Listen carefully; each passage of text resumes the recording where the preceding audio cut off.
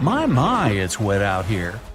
In 2016, scientists decided to study the widest part of the Atlantic Ocean between Africa and South America. It's kind of lonely there. They went days without seeing a single plane or ship. It was mostly just dolphins and whales swimming by. They were in the middle of nowhere. So why? They were floating right above one of the most important geological spots on Earth, the Mid-Atlantic Ridge. It's where two monster tectonic plates meet. Tectonic plates are massive jigsaw pieces that are constantly moving, even though we usually can't feel them. They form the Earth's crust and, in this case, meet beneath the Atlantic Ocean. The researchers floated over the ridge and dropped down some instruments that detect waves, earthquakes, and other vibrations. A year later, they came back to collect the results. At first, the goal was to learn more about the history of the two plates. But the instruments picked up a whole lot more than that. They found out some stuff about the future, too. Way down at the bottom, there's a layer of extremely hot liquid rock that's constantly rising up, pushing on the tectonic plates and causing them to move apart from each other. That means that the Atlantic Ocean is expanding about 2 inches every year, pushing Europe and Africa away from the Americas. At the same time, its bigger neighbor, the Pacific Ocean, is shrinking. It's the biggest ocean, right now, with a huge area that's around 30% of the Earth's surface. Its average depth is 13,000 feet and is home to the famous Mariana Trench, the deepest spot in any ocean. And yeah, it's now shrinking by around 1/5 of a square mile per year. Some scientists even believe that eventually, millions and millions of years from now, the Pacific Ocean could completely disappear. This ocean is where we think most earthquakes happen, plus it's where a lot of the world's volcanoes are. All that causes lots of shaking. Plates move around and old parts of the Earth's crust get destroyed. The ocean floor can't grow fast enough to replace it. This means some big changes are coming in the future. A couple of inches isn't exactly a big deal, but after a few 100 million years, there'll probably be a new supercontinent on Earth. Australia is slowly heading north, and it could eventually collide with Korea, Japan, and eastern China. Africa is moving too. In 50 million years, it'll be pushing right up against the southern parts of Europe. Since it's all happening so slowly, I've had a chance to think up some future scenarios. Okay, not me. A bunch of super brainy scientists with even brainier computers. The first scenario, a monster landmass called Novo. The Americas would slam into Antarctica, then they'd team up and head over to Africa. Meanwhile, Africa would have already smashed into Europe and Asia. Not bad, at least you'd save some money on plane tickets. But for most people, it would take an epic road trip to get to a beach somewhere. The second scenario is Ultima. I feel like these all sound like car names. Anyway, in this scenario, the Atlantic stops getting wider. Actually, it's the opposite. It starts closing in on itself. This new super cool continent would be surrounded by the Pacific Ocean. Scenario 3. Orica. Both the Atlantic and Pacific Oceans eventually shrink down until they either disappear or end up like tiny little lakes. All the life in these two oceans is gone. Instead, some new ocean starts forming to replace them. And the new supercontinent? It has Australia in the corner, with the Americans and East Asia each on the opposite side of a small puddle that used to be the Pacific. The rest of the planet is one big unexplored super ocean inhabited by… who knows? I won't be around then. Number 4. Amasia. There's that car thing again. This one predicts Africa, Australia, and all the continents except Antarctica start moving north. Sorry, Antarctica, even planet Earth keeps forgetting about you. Better luck next time. Well, way off in the future, it might be possible to take a big old road trip across every continent, or drive across the African-South American border, or even get to Australia without having to take the longest flight of your life. But we've got a while to wait. What should I do for the next 250 million years? Binge watch some Brightside? Tectonic plates move at different speeds, some slower, some slightly faster. Your hair and fingernails actually grow at roughly the same speed as these beasts move. Imagine if everyone lived on one of those supercontinents. Animals would finally be able to cross continents and meet species they've never seen before. Leopards, rhinos, lions, elephants. Imagine if they got curious enough to set out on a journey out of their habitat. A lion might meet a polar bear. Kangaroos could finally leave the land down under, and birds that migrate to warmer places would have to totally reorganize their travel schedules. Who knows what the climate would be like? Playing around with the continental jigsaw puzzle isn't exactly a new thing. Our world didn't always look like this. 300 million years ago, our planet didn't have 7 continents. It had only one, a supercontinent called Pangaea. Pangaea was surrounded by only one ocean. Over time, it slowly started falling apart. At one point, South America, Antarctica, Australia, and Africa were one unit, and North America and Eurasia were another. Over time, these continents also splintered off, each heading in its own direction. Scientists have discovered many similar plants and animal fossils on continents that are separated by huge oceans. Even when you just glance at a map, you can see how Africa and South America look like two massive puzzle pieces that fit together perfectly. When you look at all the oceans and seas on a map, it may look like they just flow right into each other, like there's only one big ocean and people gave different names to different parts. You wouldn't think that if you've ever been to the place where they meet. The Atlantic and Pacific have a strict border that looks like an invisible wall separating two completely different worlds. You can clearly see different colors and waters, and they don't mix.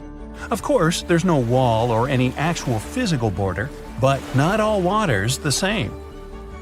The Pacific and Atlantic have different densities, amounts of salt, temperatures, and a whole bunch of differences. The borders that separate two bodies of water are called ocean clines. The line you see dividing the Atlantic and Pacific Ocean is mostly caused by different salt levels. This is what layers of water with different salt levels look like. It's like they're separated with cling film, each one with a different color because it has different things growing in it. To see a clear, noticeable border, one sea or ocean has to be a whole lot saltier than the other. Want to get active and use up all the salt in your house? Pour some colored salty water or seawater into a glass bowl. Then add fresh water on top. Voila! The Pacific Ocean is the less salty one. That's because there are loads more rivers flowing into it. Heavier liquids are heavy, so they should sink to the bottom. But then, why is the border between the Atlantic and Pacific a vertical line and not a horizontal one? First, the difference in density of these two salty beasts may be enough to stop them from mixing, but it's not really enough to send one of them to the bottom with the other floating above it.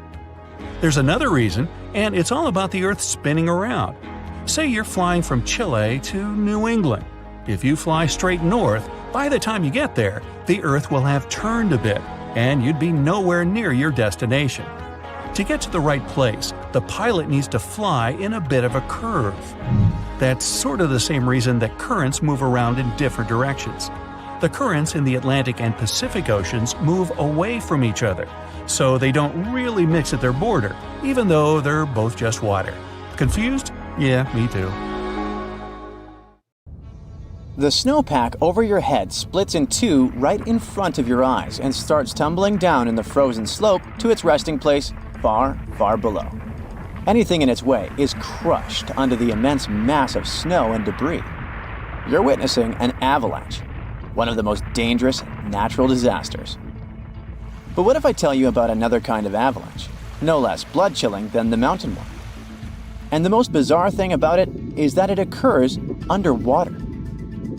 Underwater avalanches are powerful and disastrous natural phenomena, often much more dangerous than land ones. They have the potential to wreak havoc on the entire planet, leading to catastrophic consequences. The most alarming thing? They occur all the time under the surface of the ocean, impossible to see, predict, and extremely difficult to measure.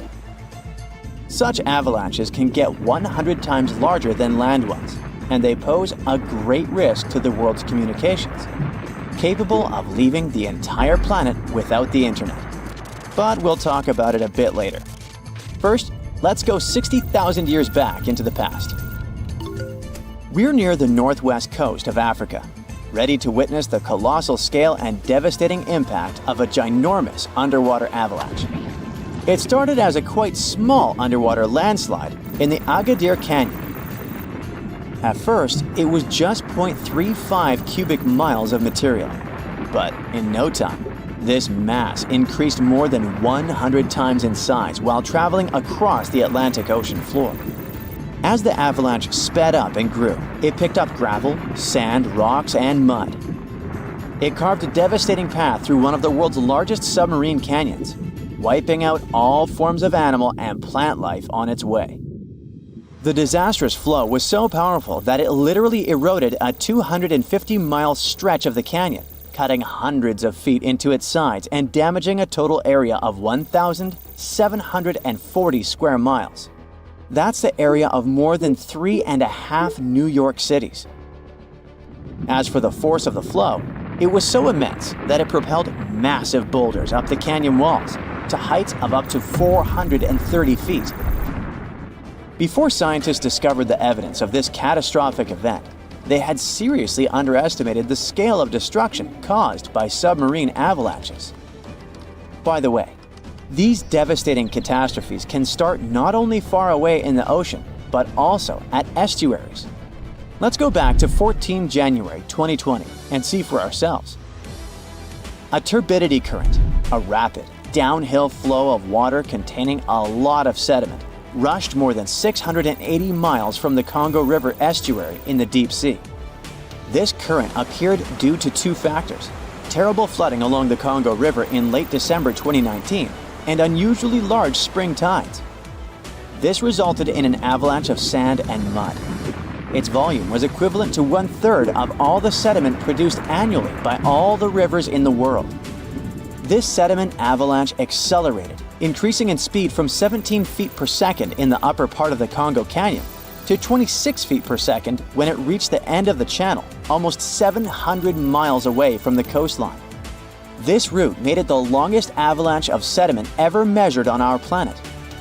2 days later, the flow reached the deep ocean. The avalanche broke 2 seabed telecommunication cables, cutting internet data speeds all the way across West, Central, and South Africa. Now, before this disaster, scientists considered that measuring powerful deep-sea avalanches was impractical. But the sediment flow in the Congo Canyon could be monitored directly, finally allowing researchers to assess how major river floods connected to the deep sea. They also concluded that how often underwater avalanches occurred depended on where the observer was. Seafloor canyons that are close to river mouths can experience several tiny avalanches per year. Other systems far from river discharges, like the Agadir Canyon, can only have one monster of an avalanche every 10,000 years or so. You're likely wondering, what can trigger an avalanche under the surface of the ocean? Well, earthquakes, typhoons, high tides, river floods, and even volcanic eruptions. And due to our changing climate, such events become more and more frequent and intense.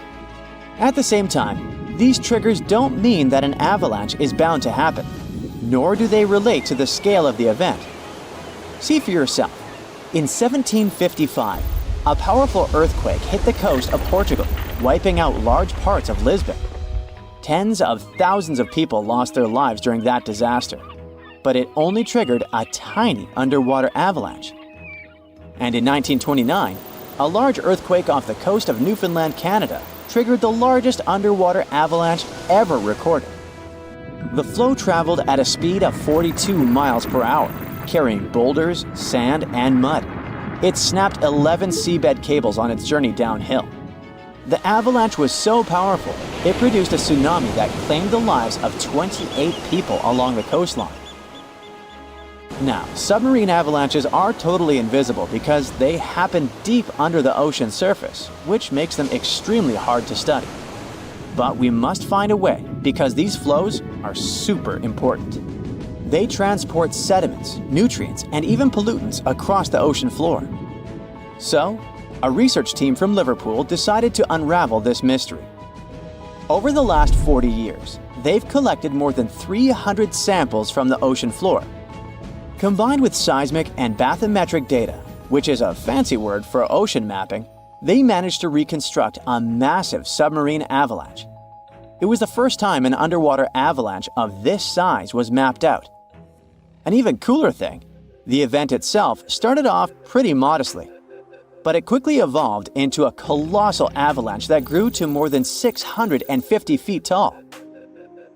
To put that into perspective, imagine a skyscraper-sized avalanche zooming from Liverpool to London, cutting a trench 100 feet deep and 9 miles wide. Then it spread out over an area bigger than the UK, covering it with several feet of sand and mud. That's like burying a whole country.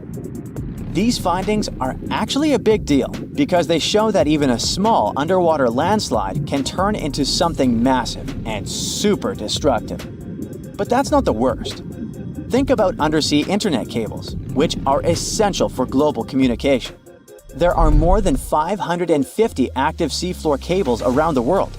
Their combined length is a whopping 870,000 miles. That's enough to wrap around our planet 35 times. When a submarine avalanche breaks seafloor cables, the effects are usually super expensive and devastating. For example, in 2006, an earthquake in Taiwan triggered underwater avalanches that cut loads of seafloor cables connecting Southeast Asia with the rest of the world. The largest internet operator in China had a 90% loss of traffic to the USA at the peak of the event. As for Taiwan itself, it experienced between 74 to 100% loss in traffic to neighboring islands. So now you probably get why we need to learn more about this natural phenomenon. Luckily, researchers at Tulane University have found a way to study it in 3D. Previous studies only looked at submarine avalanches in 2D, which didn't give the full picture of how they actually behaved. The new research focused on how underwater flows interacted with mini basins, natural features on the ocean floor that look like shallow bowls. Despite being called mini, these bowls can be huge, up to 4 square miles. When turbidity currents flow into these mini basins, they don't just stop. No, they hit the far side and curl back around like water eddies in a stream. These swirling flows move the sediment around before it settles on the ocean floor. The size of the mini basin and the speed of the flow can change how the current behaves. If the basin is big and the current is slow, it starts to fill up with sediment. But if you crank up the flow speed or shrink the basin, the current starts to overflow, spilling over the basin.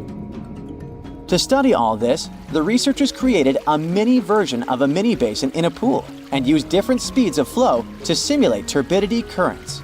They even made their own sediment mixtures to see how different sizes of particles would behave. In the end, they managed to mimic real-life ocean conditions, but on a smaller, manageable scale. Pretty cool, huh?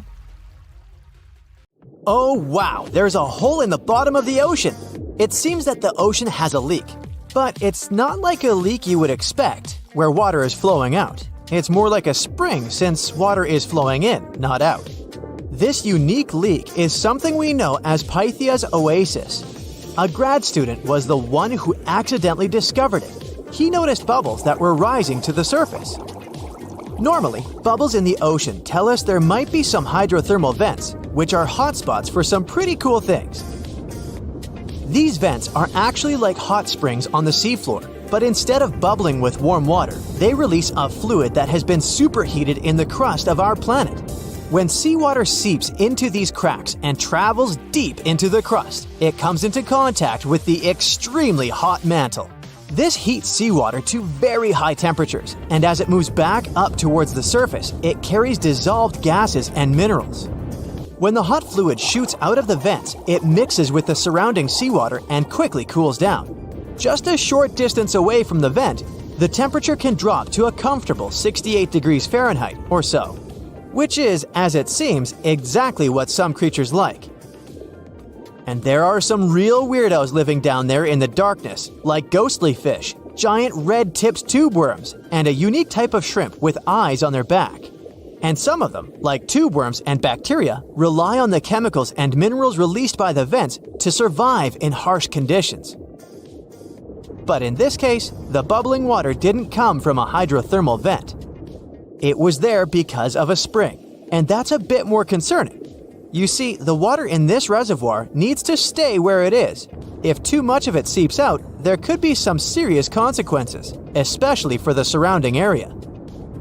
You can see this unusual leak along the Cascadia subduction zone, which is a massive fault line off the Pacific Northwest coast. It's a place where two pretty big plates that make up Earth's crust come together and slide along each other. The water from Pythia's oasis kinda acts as a lubricant between these plates. You can think of the fault zone as an air hockey table. When the fluid pressure is high, it's like you've turned the air on. That means the friction between the plates is reduced, which allows the plates to move. But if the fluid pressure is lower, the two plates can lock together, which then leads to the buildup of stress. Not that they'll feel bad. In the context of tectonic plates, stress is some pressure or force that can cause deformation. And if this stress starts to build up, at some point, it's gotta go somewhere. When it's too much, it can trigger earthquakes, and most likely, not small ones. For example, a release of stress in the Cascadia subduction zone could lead to a magnitude 9 earthquake. For comparison, the biggest earthquake we've ever recorded happened in Chile in 1960, and it had a magnitude of 9.5. The damage was enormous. So we hope the water will stay in its reservoir and keep maintaining the delicate balance between the tectonic plates. We've explored only 5% of the ocean. Who knows how many cool things are there at the bottom, waiting to be found? For example, check out these mysterious holes scientists have stumbled upon in the depths of the Atlantic Ocean, near the Azores. They're neatly aligned and are about 4 inches apart, or in some cases, even several feet. They resemble punctures left by a sewing machine. Some think these holes could have a biological origin. For instance, some fish may have made them while walking along the seafloor. Others believe we could be looking at something that's human-made, maybe left by a spiked tire. Of course, such holes are perfect for making up stories about creatures from other planets who allegedly made them. Or maybe even legendary monsters, like that one from Loch Ness.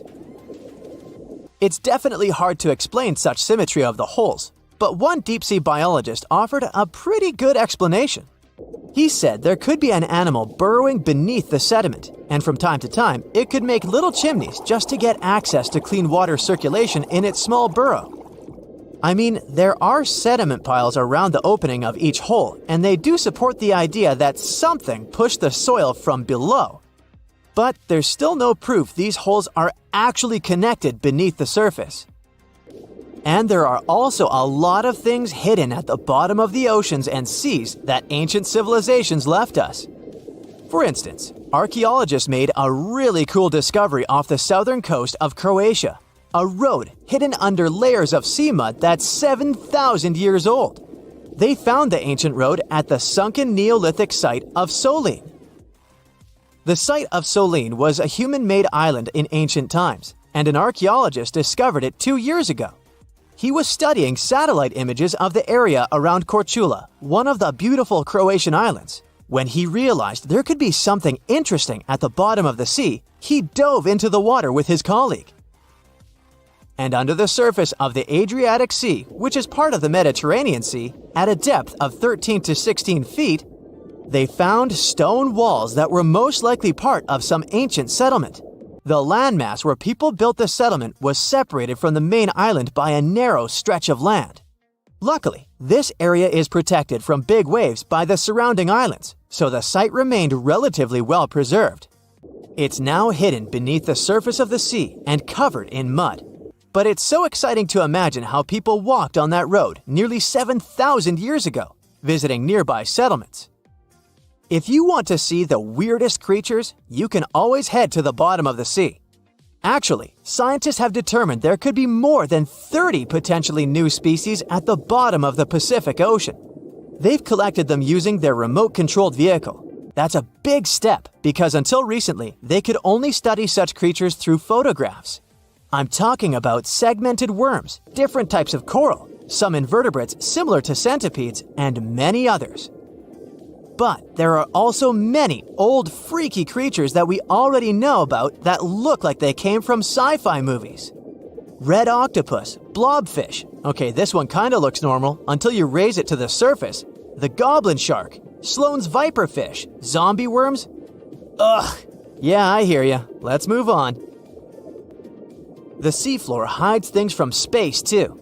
There are traces of rare forms of plutonium and iron at the bottom of the Pacific Ocean. And what's awesome is that all this has come from space. These radioactive materials probably formed during some kind of cataclysmic event in space and eventually made their way out to our beautiful home planet. And this extraterrestrial debris most likely appeared on Earth within the past 10 million years.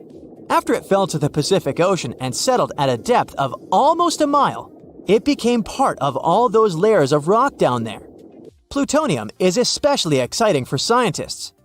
I mean, only tiny amounts of it have been found. Hundreds of atoms maybe.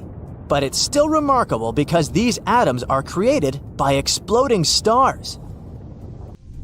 Things like this can help us better understand how the universe produces elements heavier than iron, like plutonium, gold, uranium, and platinum. We're still not sure about the origins of these elements. For a long time, scientists believed that supernovae, which is when a star comes to its end in a fabulous explosion, were responsible for creating these heavy elements. But it seems it's not just that. Some other cosmic events, such as the collision of neutron stars, which are super dense collapsed stars, or some rare types of supernovae, could also be involved. Whoa, let me get my popcorn. Well, here you are. You're getting into your submarine, feeling a bit anxious. You're going to descend hundreds of feet underwater to explore the ocean floor. So many things can go wrong. Technical issues, insane water pressure, dangerous marine monsters, mysterious eerie sounds. Wait, what? Eerie sounds so deep underwater? Yep, a strange humming noise is coming from the ocean depths. What makes it even creepier is that it only appears during dusk and dawn. This noise might act as a dinner bell, since it's likely to have a connection to massive groups of sea creatures moving up and down through the water to feed. But so far, it's just a theory. Using highly sensitive underwater microphones, researchers recorded a mysterious low-frequency hum at depths of 660 to 3,300 feet. The sound wasn't very loud, just 3 to 6 decibels above the usual ocean background noise. For comparison, when someone is whispering in a quiet library, the sound reaches 30 decibels. The underwater noise also had a puzzling or humming quality. The weirdest thing? Despite their efforts, the researchers couldn't pinpoint a single species responsible for the sound. The noise originates in a region known as the twilight zone of the ocean. This region is dark and doesn't have many nutrients, with no sunlight for photosynthesis. Life here relies on organic debris falling from above, such as deceased organisms or waste material. At the same time, while it may sound barren, the twilight zone is far from empty. A 2015 study estimated that up to 90% of the world's fish could live in this zone, including many undiscovered species. Now, back to the mysterious noise. The researchers believe the sound may be linked to the vertical migration of small marine creatures like fish, shrimp, and squid. These animals move upward toward the surface at sunset to feed on plankton and nutrients, using darkness to avoid predators. At sunrise, they return to the depths to hide. This migration, which is one of the largest animal movements on Earth, involves billions of organisms and occurs daily. Scientists suspect that the strange hum might occur during this migration, as a way for the creatures to communicate or coordinate their movements. It might also serve as a signal to indicate when it's safe for a group to go to the surface and feed. If some animals indeed use the hum to communicate, it could help us understand deep-sea life better. The Twilight Zone has always been considered a quiet environment, but such a discovery hints at complex social behaviors and interactions among its inhabitants. But it's not only the ocean that produces bizarre sounds. Earth is humming non-stop too. Unfortunately, you can't hear this soundtrack. This hum isn't from earthquakes. It's produced by subtle ongoing vibrations in the planet's crust. They're too faint for us to feel and can only be detectable with special equipment. Scientists have long known about this phenomenon called free oscillation and have recorded this persistent hum. Earthquakes are the most noticeable ground movements. According to the U.S. Geological Survey, Earth experiences about 500,000 earthquakes every year. Of those, only 100,000 are strong enough to be felt, and around 100 cause noticeable damage. But in the quieter moments between earthquakes, the planet is still constantly vibrating with smaller, unnoticeable movements. Unlike the sudden jolts of earthquakes, this hum is steady and uniform, and it's a byproduct of microseismic activity. Seismometers, tools used to record ground vibrations, can detect this sound anywhere on land. For years, researchers have been debating the origins of this hum. Some thought it came from ocean waves reaching deep into the seafloor. Others believed it was caused by colliding waves on the ocean's surface. By 2015, scientists had confirmed that both factors contributed to Earth's constant vibration. And although this hum has been recorded on land, now we also have much clearer, more detailed underwater recordings. To study the hum, researchers used spherical seismometers on the seafloor in the Indian Ocean near an island east of Madagascar. Between September 2012 and November 2013, they placed 57 freefall seismometers across a 772 square mile area. These devices are designed to sink into the ocean floor and record even the faintest vibrations. Over the course of the 11-month study, the team filtered out noise from ocean waves and seafloor currents. They got clear, consistent signals of Earth's hum, with peaks at frequencies between 2.9 and 4.5 MHz, far below the range of human hearing, which starts at 20 Hz. The discovery of Earth's hum from the ocean floor is more than just a scientific curiosity. It gives researchers a new way to study how energy moves through the planet's crust and mantle. In any case, the world around us is filled with weird sounds that sometimes remain unexplained. One of the most intriguing examples is the bloop, an incredibly loud underwater sound recorded in 1997 by the U.S. National Oceanic and Atmospheric Administration. The sound lasted about a minute and began as a low rumble, which then increased in frequency. It was so loud that underwater microphones detected it across an astonishing 3,000 miles. Initially, some experts thought it was the call of a massive unknown sea creature. However, NOAA later determined that the source likely had been the calving of icebergs, when giant pieces of Antarctic glaciers had been breaking off and crashing into the sea. The sound, known as Julia, a strange cooing noise, could have been produced by an iceberg scraping along the ocean floor. Another sound, dubbed train, due to its resemblance to the sound of train wheels on a track, likely originated in Antarctica's Ross Sea. Then there is upsweep, a recurring seasonal scratchy noise detected in the Pacific Ocean since 1991. Despite years of research, its exact cause remains unclear. The underwater world also has bizarre sounds that can be described as choirs of fish. Scientists studying marine life off the coast of Port Hedland in Western Australia discovered that many fish species sing in synchronized choruses at dawn and dusk, much like birds.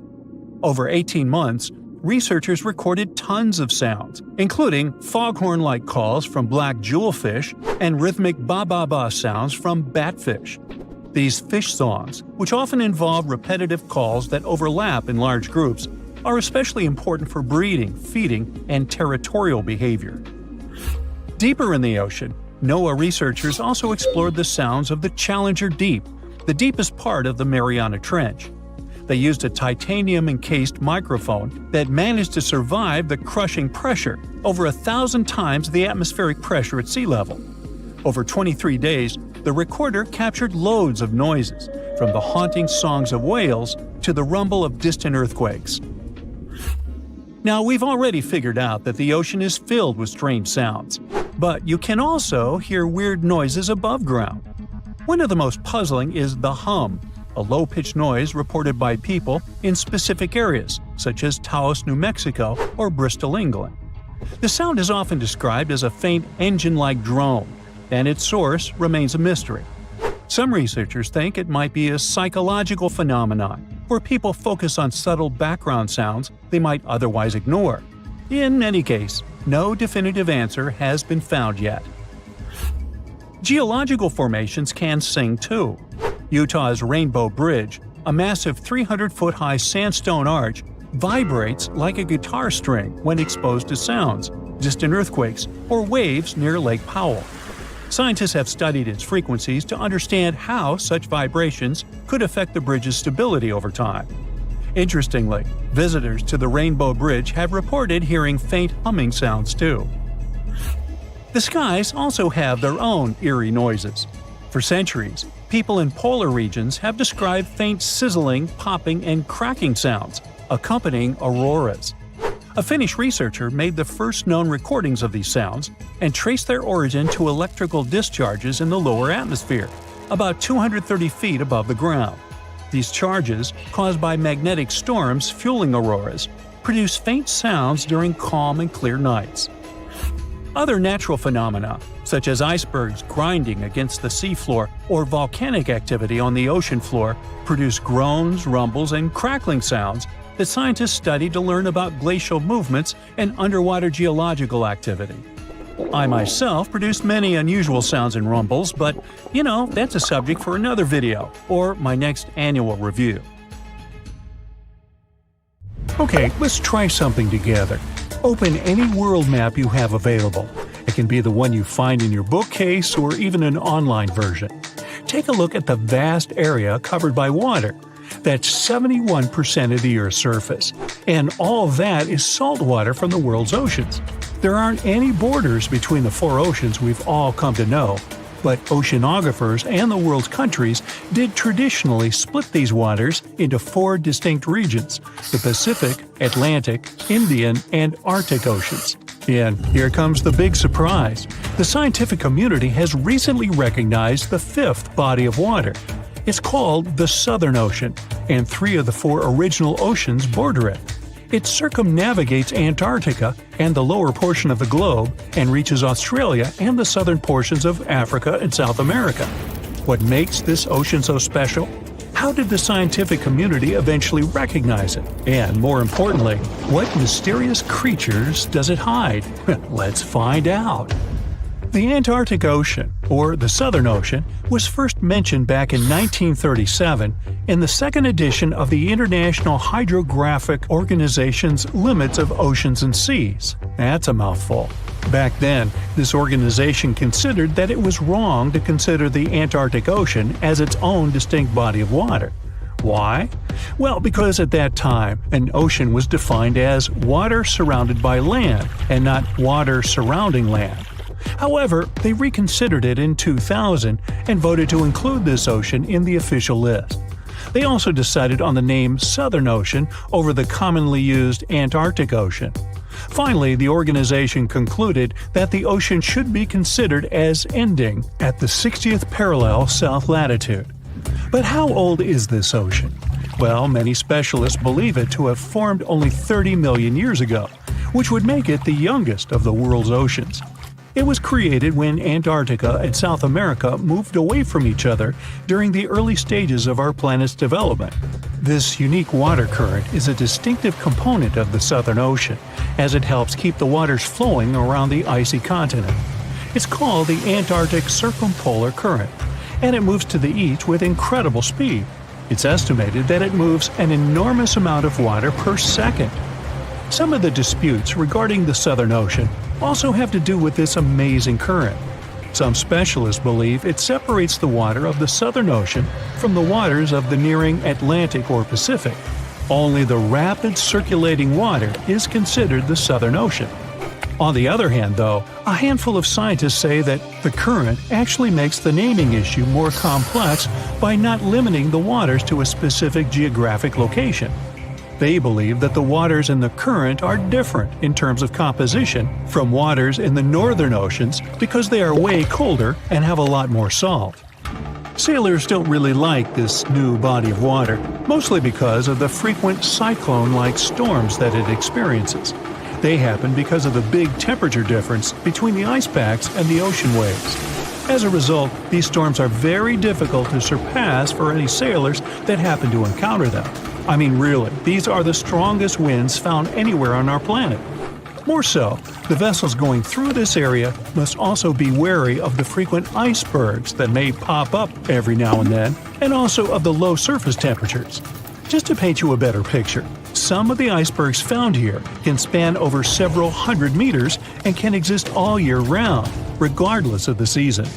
The latitudes from 50 to 70 have even earned the nicknames of Furious 50s or the Shrieking 60s because of these intense year-round storms. Even the landscape is unique. They say the Southern Ocean has bluer glaciers, colder air, and more intimidating mountains than anywhere else in the world. Now, let's get to the mysterious creatures that call this place home, as thousands of species of wildlife live only here and nowhere else in the world. Let's start with the quirky sea pig, or one of the sea cucumbers as it's sometimes called. There are a lot of them in the waters off Antarctica. Why is it called that way, though? Because of its pink hue and round, bloated looks. On a closer look, it even appears to have a little tail and set of ears, just like a pig. They do help a lot with the quality of the waters here, filtering sand and sediment. Then there are the Hoff crabs that live on the floor of the Antarctic Sea. The Southern Ocean is a cold water environment, but crabs are more adapted to warmer waters. So, Hoff crabs gather around the warmth made by volcanic vents. They get the needed warmth and food here. You can find them in large piles, one on top of another, literally filling the space at the vent openings. Now, wonder how they got their unofficial name? Well, it's because of their apparent similarity to the actor David Hasselhoff, whose impressive chest reminded explorers of the crab. Okay. Ever seen a fish that's completely transparent?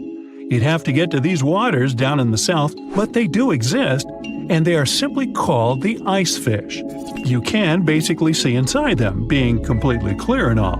That's because of their see-through skin and because they don't have any red blood cells. Their special power is that they can use antifreeze to prevent their bodies from going solid in the cold waters of the Southern Ocean.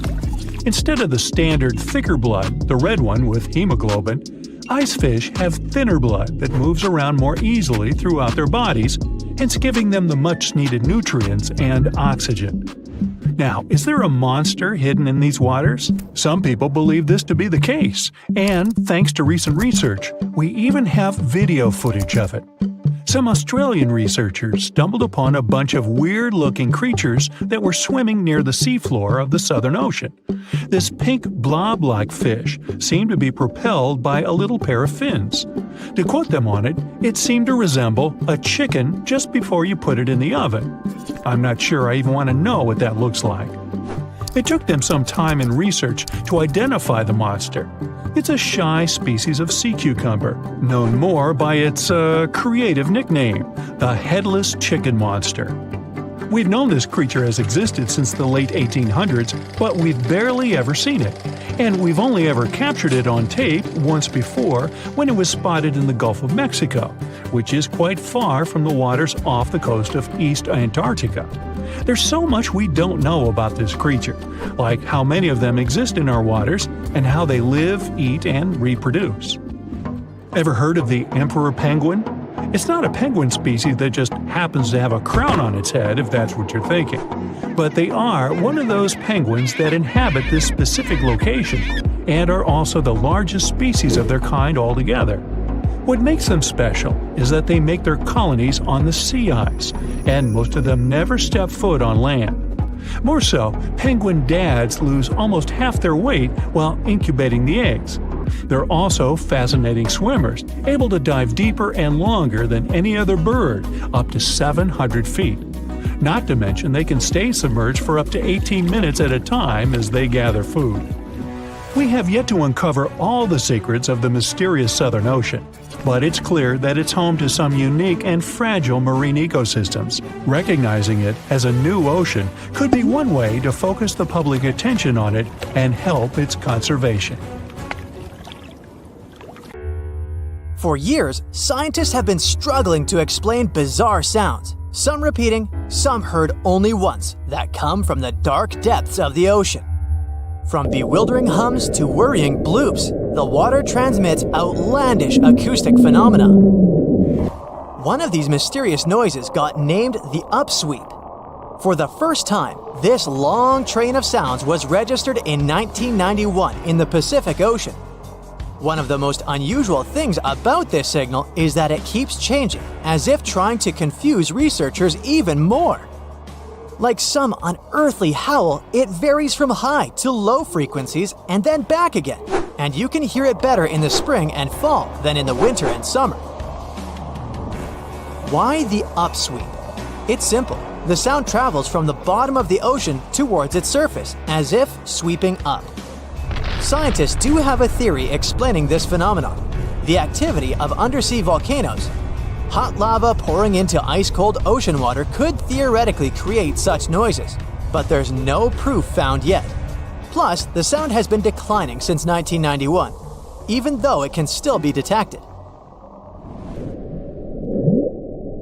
The bloop is the name given to an ultra-low frequency and incredibly powerful underwater sound that was recorded in 1997 by the U.S. National Oceanic and Atmospheric Administration. The bloop continued for approximately 1 minute. Having started from a low rumble, it gradually rose in frequency. It also kinda mimicked the noise created by marine animals, but its volume was so great that no living creature known to science could have made it. When the bloop occurred, underwater microphones managed to record it from a distance of 3,000 miles away. Rumor has it that the noise might have something to do with the fictional half-octopus monster Cthulhu, or some other colossal deep-water creature. But if you don't believe in monsters, science has another explanation: iceberg fracturing. The thing is that ice quakes recorded in the Scotia Sea resemble the mysterious bloop a bit too much for it to be a coincidence. The whistle resembles this annoying sound when a kettle of boiling water is telling you it's time to make a cup of tea. But even though it may not be as blood-curdling as some other bizarre ocean sounds, it doesn't make it any less mysterious. Plus, the whistle is very elusive. In 1997, only one underwater microphone was able to pick it up, and therefore, researchers didn't manage to pinpoint the source of the noise. The most likely cause of the sound is an eruption of one of the submarine volcanoes. Have you ever heard of Julia? No, not your neighbor.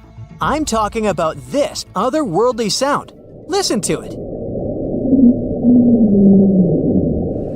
It was recorded in 1999 by the U.S. National Oceanic and Atmospheric Administration. The source of the sound was most likely a large iceberg that ran aground somewhere in Antarctica. The sound was so loud that it was heard over a huge territory, and its duration was about 2 minutes and 43 seconds. Slow down. That's the name given to a sound recorded in 1997 in the equatorial Pacific Ocean.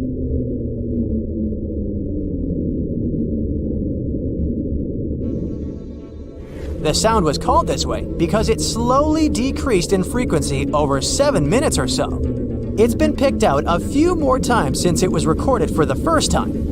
The source of the sound isn't very mysterious. Most likely, it was produced by a massive iceberg that became grounded in Antarctica, or it was caused by moving ice. By that, I mean the friction produced by a large ice sheet moving over land. The loneliest whale sound is often called the 52 Hz whale because the animal that creates it calls at a unique for these creatures frequency. When you listen to this sound, it sounds like a low bass note. At the same time, it's much higher than the normal frequency of the whale call, which rings between 10 and 40 Hz. Interestingly, scientists have been listening to the world's loneliest whale for decades, but haven't managed to figure out its precise location. Nobody knows whether the mammal is male or female, what species it is, or if the animal is still alive. After all, for the last time, its call was recorded in 2004. earth-shaking booming sounds have been reverberating off some parts of North Carolina for more than 150 years. Called Seneca guns, they're most often heard near the coast. The sounds are so powerful that they often rattle window panes and sometimes vibrate entire buildings. They can last from 1 to almost 10 seconds. Even though scientists haven't cracked this mystery yet, there are some theories. They range from earthquakes to severe distant storms and quarry blasts.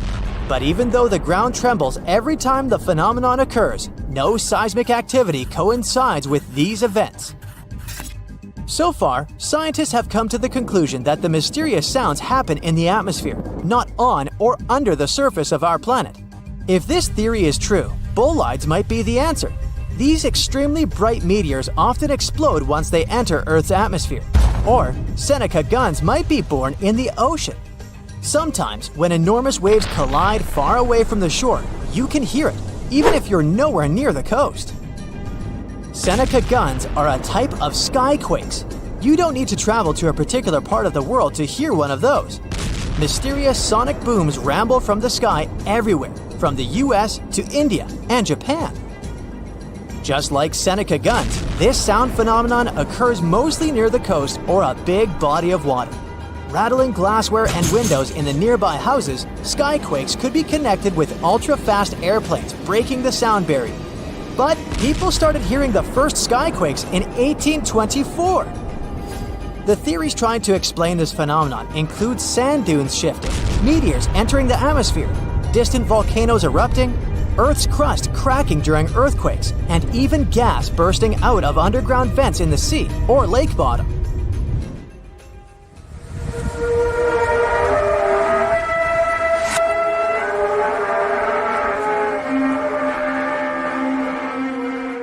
In different countries all over the world, people get paralyzed with fear after hearing otherworldly trumpet sounds that seem to be coming from the sky. The inhabitants of the US, Canada, Australia, Germany, and the Philippines have already heard this hair-raising noise since it was first recorded in 2008. These sounds are sometimes called the sound of apocalypse. And although until recently, nobody could understand the origin of the sounds, NASA claims that there is nothing to be afraid of. The noise can be coming from our own planet. Usually, it's quiet and thus inaudible to the human ear. But when it gets louder, the outcome is the very trumpet sounds that scare people all over the world. Bristol hum started in the 1970s when hundreds of Bristol inhabitants began to talk about a bizarre noise audible only at night. The noise was a low-level hum, and nobody could identify or trace the source of the sound. But the strangest thing about the noise was that one day, it stopped as abruptly as it started, but not before people in other towns across Britain reported hearing similar sounds. Some time ago, the mysterious sound returned. In 2015, a group of French scientists claimed that they had solved the mystery of the Bristol hum. They stated that the culprit was ocean waves that made the ocean floor vibrate. But while it was all good and well, it didn't explain why the sound was around for only several years or why it chose to return. If you ever come to the town of Taos in New Mexico, don't let another strange and unexplained phenomenon send you running for the hills. This phenomenon is a faint, low-frequency hum ringing in the desert air and grating on your nerves. Even stranger, only 2% of people who live in Taos hear this noise. But for those who do, it's unstoppable torture. On top of that, everyone describes the sound in a different way, from a quiet whir to an eerie hum or even persistent buzz. And while some people believe that the Taos hum is the result of unusual acoustics, the others suspect a bad case of mass hysteria. No one has located the origin of the hum yet. Okay, it's pop quiz time. What's the strongest river in the world? The Amazon? Pfft, rookie guess. No, really. The mightiest river isn't on land at all. It's underwater and is called the Antarctic Circumpolar Current, or ACC for friends. This beast flows with a force 100 times stronger than the Amazon River, and it could power over 100,000 hydroelectric plants. That's enough electricity to light up entire continents. But this underwater juggernaut doesn't just flex its muscles for fun. It's the planet's ultimate multitasker. The ACC is Earth's thermostat, carbon vacuum, climate stabilizer, and oceanic superhighway all rolled into one.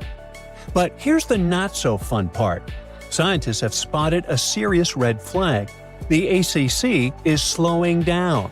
And not just by a little bit. We're talking up to 20% weaker by 2050. If this trend continues, we're looking at climate chaos that could make your worst Monday feel like a day at the spa. So, maybe time to panic a little? Well, hold on. So what is the ACC anyways? To learn more about it, we need to dive deep into the ocean, figuratively. The Antarctic Circumpolar Current is the only ocean current that flows all the way around the planet, hugging the cold continent of Antarctica like a belt of water.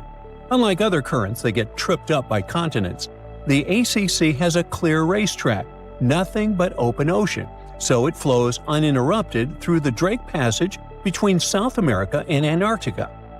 It moves an astonishing 3.6 billion cubic feet of water per second. That's so much water we couldn't find anything to compare it to, sorry. The ACC is driven by ferocious westerly winds, moving eastward to connect the Atlantic, Pacific, and Indian Oceans into one continuous supercurrent. It also plunges into abyssal depths, connecting shallow, intermediate, and deep waters into one giant, swirling blender of oceanic energy. Now, to put it simply, maybe too late for that, but I'll try, the ACC is the glue that is keeping all of our planet together. It plays a starring role in the thermohaline circulation, or global conveyor belt, if you don't want to sound lame. This is the system that redistributes heat, carbon, and nutrients around the globe. To make it all work, the ACC pushes nutrient-rich deep water to the surface in a process called upwelling, feeding plankton, krill, whales, and eventually sushi on your plate. That means if you love seafood or care about ocean food chains at all, you should really start paying attention. Without this nutrient cycling, marine life from the bottom to the top of the food web suffers. Now, here's the cool part. While it's busy playing waiter to the sea, the ACC is also doing our laundry. Well, sort of. It absorbs massive amounts of carbon dioxide from the atmosphere and stores it in the deep ocean, locking it away for centuries. Think of it like Earth's giant carbon vault, no password required. It also helps regulate the weather. Without the ACC pushing heat around the globe, Western Europe would be 50 degrees colder. That means Paris would feel like Siberia, and Londoners would have to trade their umbrellas for snowshoes. The current helps maintain the temperature balance between the hemispheres, stabilizing wind patterns, rainfall, and ocean temperatures around the world. Even hurricane patterns could change because warm ocean surfaces are a key ingredient for cyclone formation. Mess with the currents, and you might be dialing up stronger, weirder storms. So, why is it slowing down? Well, of course, the answer is humans. You know those ice caps that are melting? Well, in Antarctica, where our friend the ACC lives, there's so much ice that if all of it melted, the Earth would rise more than 200 feet. That's taller than Cinderella's castle.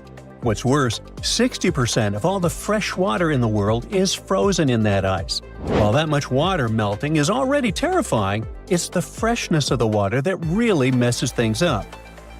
You see, the ACC relies on the Southern Ocean's cold, salty water to be dense and heavy so it can sink, which helps power the current forward like a chain reaction. But when fresh water from melting glaciers pours into the ocean, it dilutes the saltiness. That makes the water less dense, so it stops sinking properly. Without that sink and flush mechanism, the ACC can't maintain its powerful flow. It's like trying to flush a toilet with no gravity. As this continues, fresh water flows north, altering the ocean's density structure and counteracting the effects of ocean warming, which normally would speed the current up. Instead, the ACC slows down. A weaker ACC means less upwelling, so fewer nutrients reach the surface. This could devastate Antarctic marine ecosystems, reducing biodiversity, collapsing fisheries, and threatening species like penguins, whales, and krill. It also opens the door in Antarctica to invasive species, like the southern bull kelp, which could throw entire food chains into chaos. Krill alone are the main food source for whales, seals, penguins, and fish. So when krill populations crash, the whole system begins to wobble like a house of cards in a hurricane. And then there's the feedback loop from hell. As the ACC weakens, more warm water can sneak southward, reaching Antarctica and melting the ice even faster. That melting will dump more fresh water into the ocean, which will weaken the current even more, which will melt more ice, and you get the idea. It's a vicious cycle. Worse still, warm waters underneath ice shelves can cause them to break apart from below, meaning the melting accelerates even when surface temperatures seem stable. Globally, the effects would ripple far and wide. Monsoons in India could become erratic, rainfall in the Amazon could drop, and agriculture from Africa to Asia could suffer. Sea levels along the east coast of North America could surge, and global weather patterns could spin into confusion. Even the Southern Ocean's ability to support commercial fisheries, like Chile's lucrative salmon industry, could decline as nutrients fail to reach the surface. And let's not forget, without a strong ACC, the ocean's ability to absorb carbon and excess heat plummets. That means that more CO2 and heat will stay in the atmosphere, making our lives even more miserable. It's like turning off Earth's air conditioner while cranking up the furnace, and burning down the pantry while you're at it. Of course, this isn't the first time things went south with the ocean currents. Before humans started heating up the planet, Earth went through a deep freeze called the Little Ice Age, and it wasn't just about colder winters. This icy chapter may have kicked off when ocean currents in the North Atlantic started acting weird. And it wasn't so long ago. This Little Ice Age had a peak in 1850, literally yesterday. Scientists believe that melting glaciers and massive exports of Arctic sea ice flooded the ocean with fresh water. That fresh water messed with the ocean's usual saltiness and density, weakening powerful systems like the AMOC, short for Atlantic Meridional Overturning Circulation. That's a mouthful. It's another crucial piece of the global conveyor belt puzzle. As these currents slowed down, less warm water reached the north, sea ice spread farther, and temperatures dropped even more. And here's the spooky part. Records from seashells near Iceland show that this shift didn't happen all at once. It came in two waves, like the planet was struggling to stay stable before tipping into a colder world. And because the AMOC is also part of the crazy life support system of planet Earth, everything is connected. Both systems are influenced by temperature, salinity, and the sinking of cold water. When the ACC slows, it can alter the balance of deep water formation and mixing, potentially weakening the AMOC too. That's a domino effect you really don't want to see. In fact, some models suggest that if both the ACC and AMOC are pushed past their tipping points, the result could be centuries of unstable climate conditions, way beyond anything modern agriculture or infrastructure is built to handle. So, next time you're sipping a cold drink or enjoying sushi, maybe raise a toast to the mighty ACC.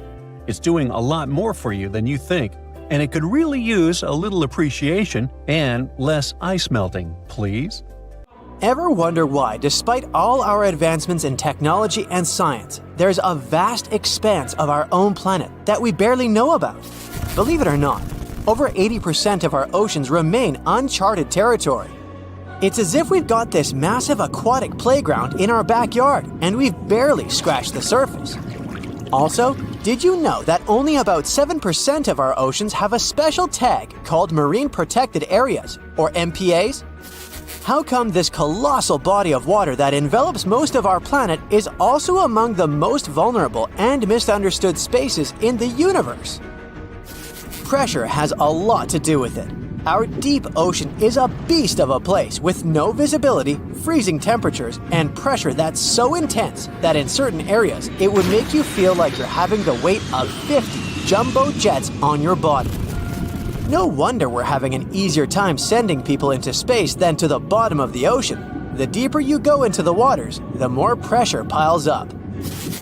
But let's not forget we have tech on our side, right? Scientists now use these cool satellite technologies that track the color of the ocean to check how much phytoplankton is there, for example. Why is this important, you might ask?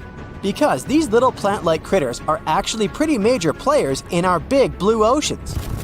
In the grand scheme of things in the aquatic world, phytoplankton is like the bedrock of the ocean food chain. It gives life to almost everything, from the tiny zooplankton, which are animal-like microorganisms, to those colossal, magnificent whales. When these technologies first came around, satellites could get clear images of the ocean faster than a ship could take the same number of measurements in 10 years. But it's not all about looking at the ocean from space. Sometimes you gotta dive in there and see it for yourself. Thankfully, we've come a long way in ocean exploration tech too.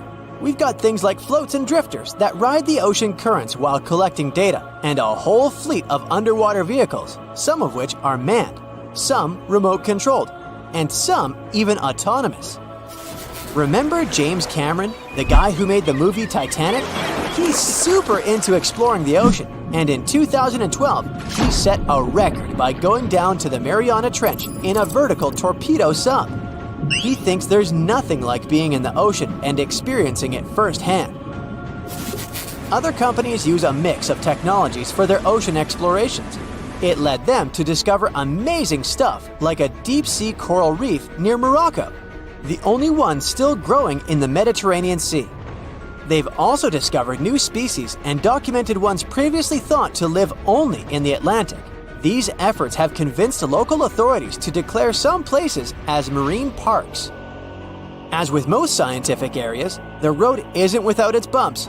These expeditions can cost quite a lot, and the lack of detailed maps and data only adds to the challenge.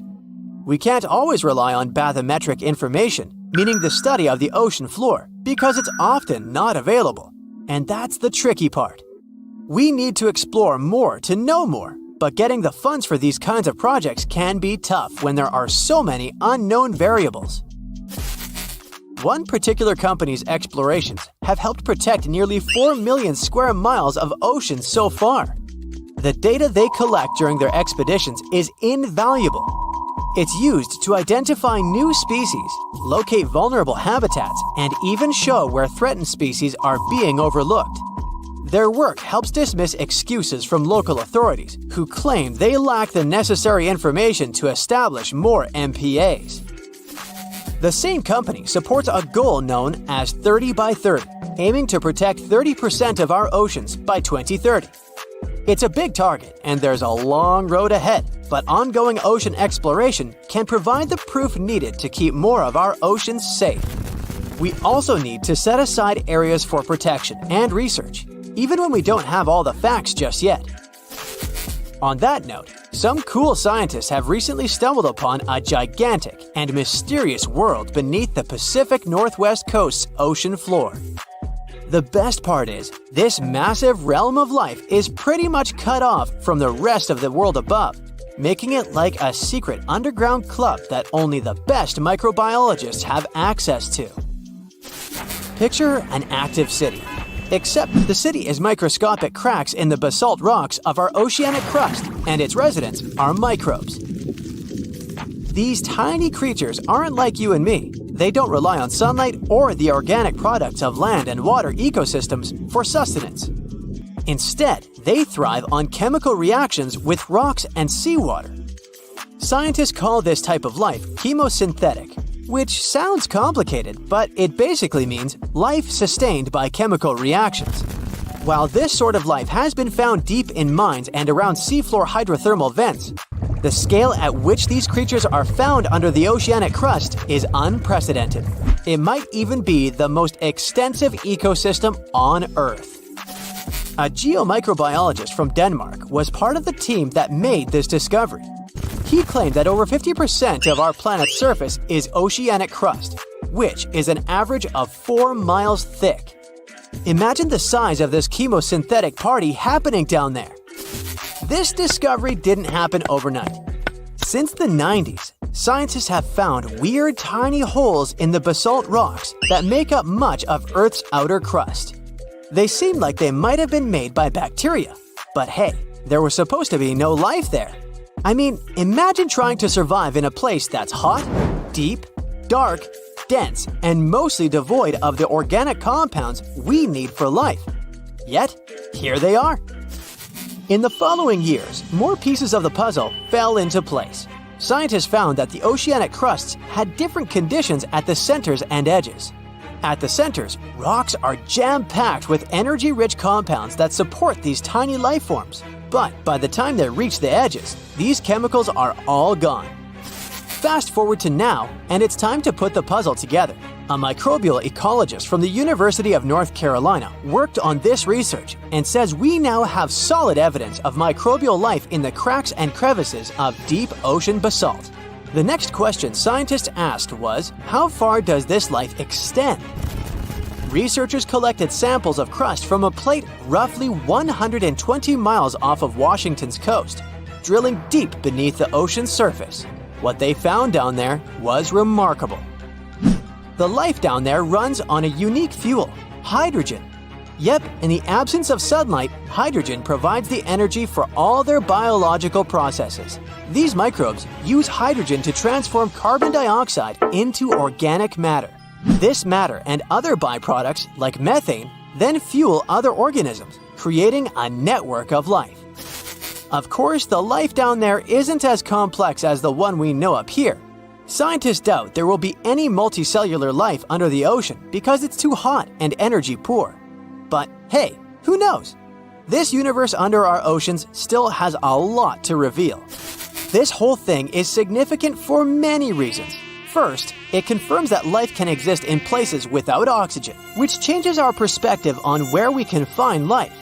This makes us wonder if life could exist under similar conditions on other planets, where surface conditions might be too harsh. The implications on Earth are also profound. If a large portion of life exists in the oceanic crust, then our understanding of life on our own planet could be completely changed. This exciting discovery stretches our understanding of life and prompts us to keep exploring the mysterious depths of our oceans, pushing the limits of our understanding. NASA is also in on the whole deep sea exploration project. Why? Shouldn't they be preoccupied with outer space? Because they're hoping to find hints about what the oceans on other planets might look like. NASA specialists are really hopeful that by unearthing underwater secrets, we can solve some of the big questions about space. Plus, they're testing some nifty equipment for future journeys across our solar system. You know, oceans cover around 70% of Earth's surface, and we have only explored 5 to 20% of them. And now, astronomers have found more water, a huge stash floating out there in space by a quasar that's more than 12 billion light-years away. And we aren't talking about just a little puddle. It's a mind-blowing amount of water, about 140 trillion times more than all the water in Earth's oceans combined. It's hanging around a supermassive black hole that's a staggering 20 billion times bigger than our Sun. This black hole is surrounded by a super bright quasar. It gives off as much energy as you get if you gathered 1,000 trillion suns. I can't count that high. Oh, by the way, since light takes time to reach us, we're seeing this quasar as it was when the universe was still very young. Astronomers are sure that the newly discovered water reservoir is the farthest and biggest we have ever found in space. Mark Bradford from NASA's Jet Propulsion Laboratory explains that the environment of this quasar is so unique that it's capable of creating an incredible amount of water. Bradford's team, along with another group of astronomers, has been studying the quasar and the supermassive black hole at its center for quite some time. They've noticed that as the black hole pulls in surrounding matter, it heats up the nearby gas and dust. This process has created a region packed with molecules that have never been observed at such a great distance before. Now, quasars were first spotted around 50 years ago, when telescopes picked up super bright objects way out in space. They're not regular stars. They shine from the centers of distant galaxies and are so powerful they outshine all the stars in their galaxy combined. At the heart of every quasar is a gigantic black hole. which is millions or even billions of times heavier than the Sun. When gas and dust swirl toward the black hole, they heat up and release an insane amount of energy. It makes quasars some of the brightest and most powerful things we've ever seen in space. Looking at quasars is like looking back in time. The light we see from them today has been traveling for billions of years. It gives scientists a peek at what the universe looked like way back in the past. Quasars can help us understand how galaxies formed, how matter spread out, and how the first cosmic structures came together. Some quasars shoot out massive jets of superfast particles. Stretching across space, they can sometimes change entire regions of the universe. But let's get back to that space water, or rather water vapor. When astronomers discovered it, it was floating around the quasar, spread across a huge area hundreds of light years wide. For comparison, just 1 light year is about 6 trillion miles. Even though the gas there is incredibly thin, unlike what we're used to on Earth, it's much warmer and denser than the gas found in most other galaxies, including our own Milky Way. The temperature of this gas is around minus 63 degrees Fahrenheit, and it's about 300 trillion times less dense than Earth's atmosphere. It does sound extreme, even in space terms, it's unusual. Now, water vapor isn't just another molecule.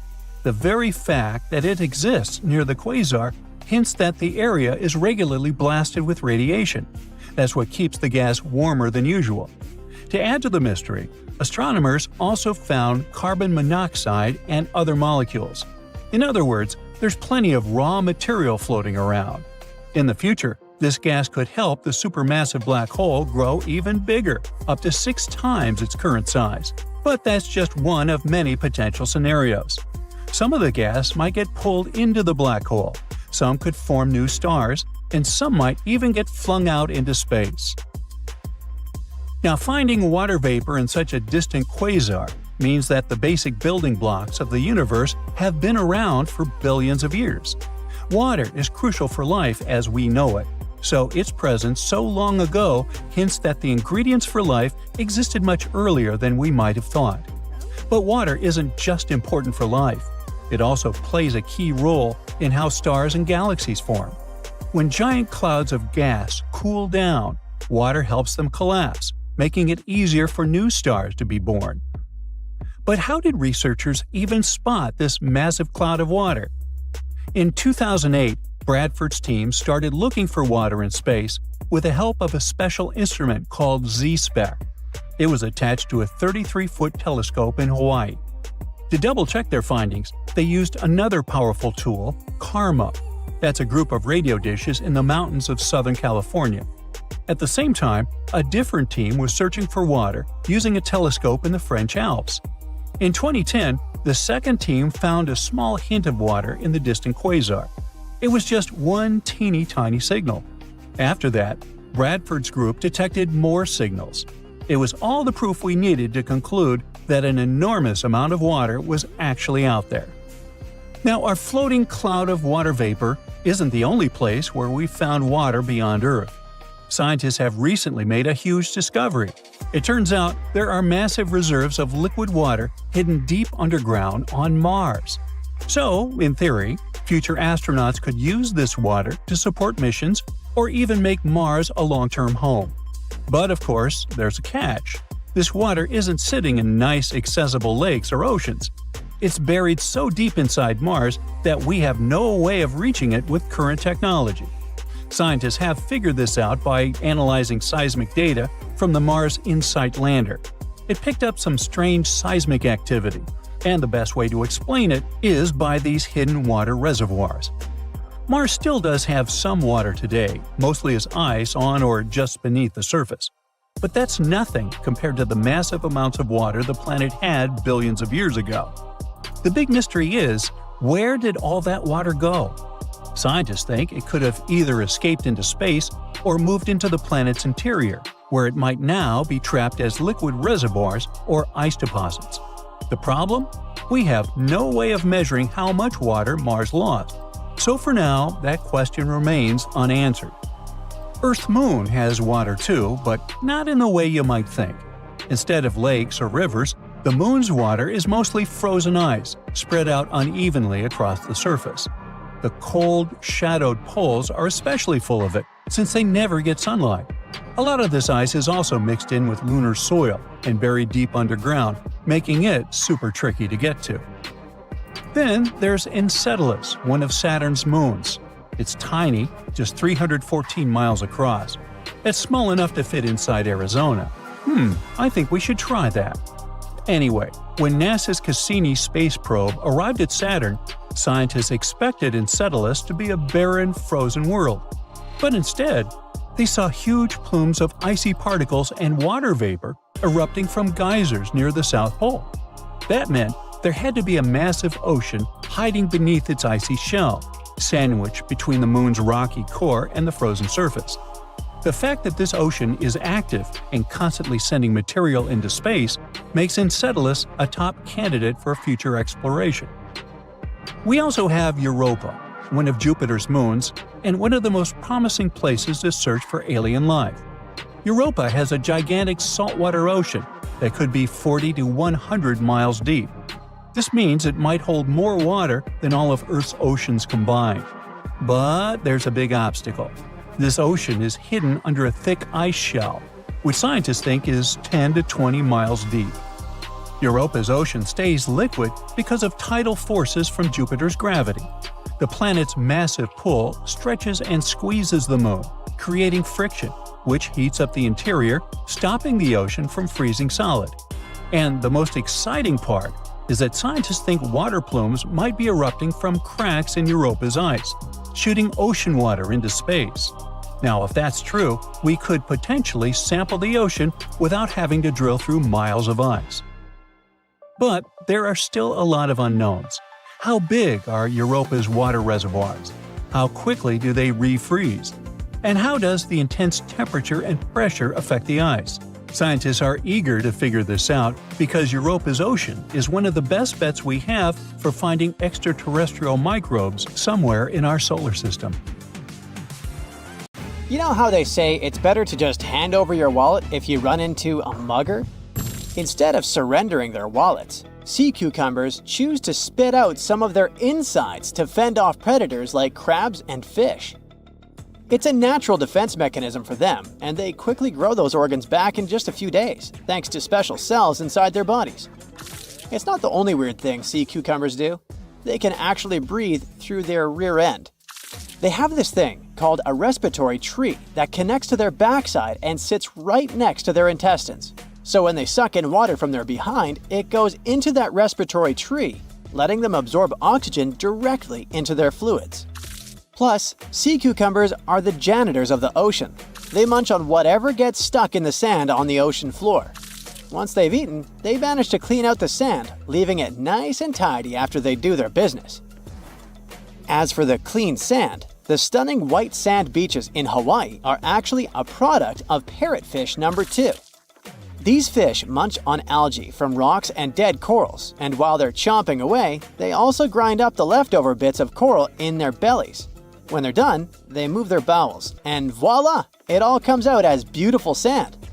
Not only do they play a vital role in keeping the coral reef ecosystem healthy, but they can churn out hundreds of pounds of this white sand every year.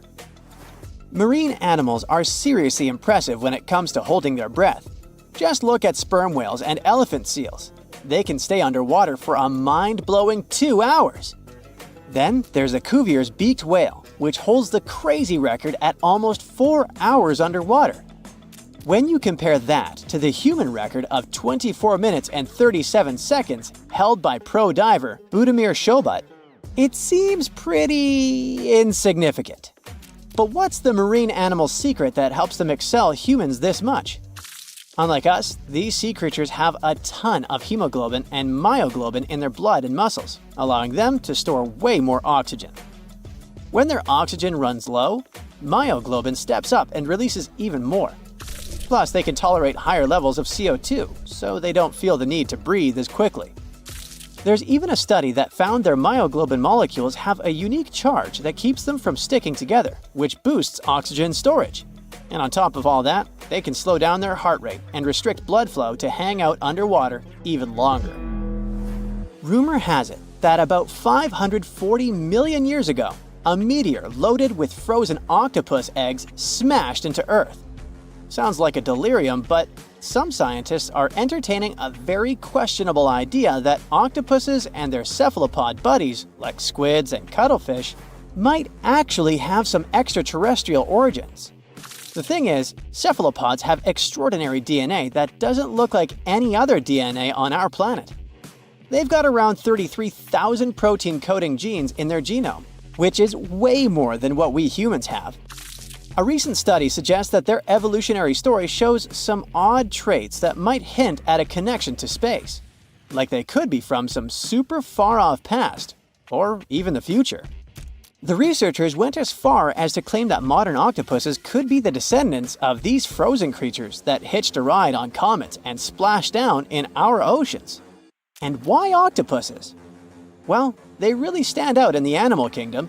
They can use different tools to build their own houses, and they can even solve everyday problems independently of their brain, as 2/3 of an octopus's neurons are in its arms. These traits seem to have just appeared out of nowhere during evolution. They even tossed around another quirky theory. What if an extraterrestrial virus crashed into early squid populations and gave them a crazy boost in evolution, turning them into the octopuses we know today? Anyways, these are just fun speculations without any hard proof. Now, this funky object is an animal, not a rock. It's called sand dollar. Just look at the shape of its shell.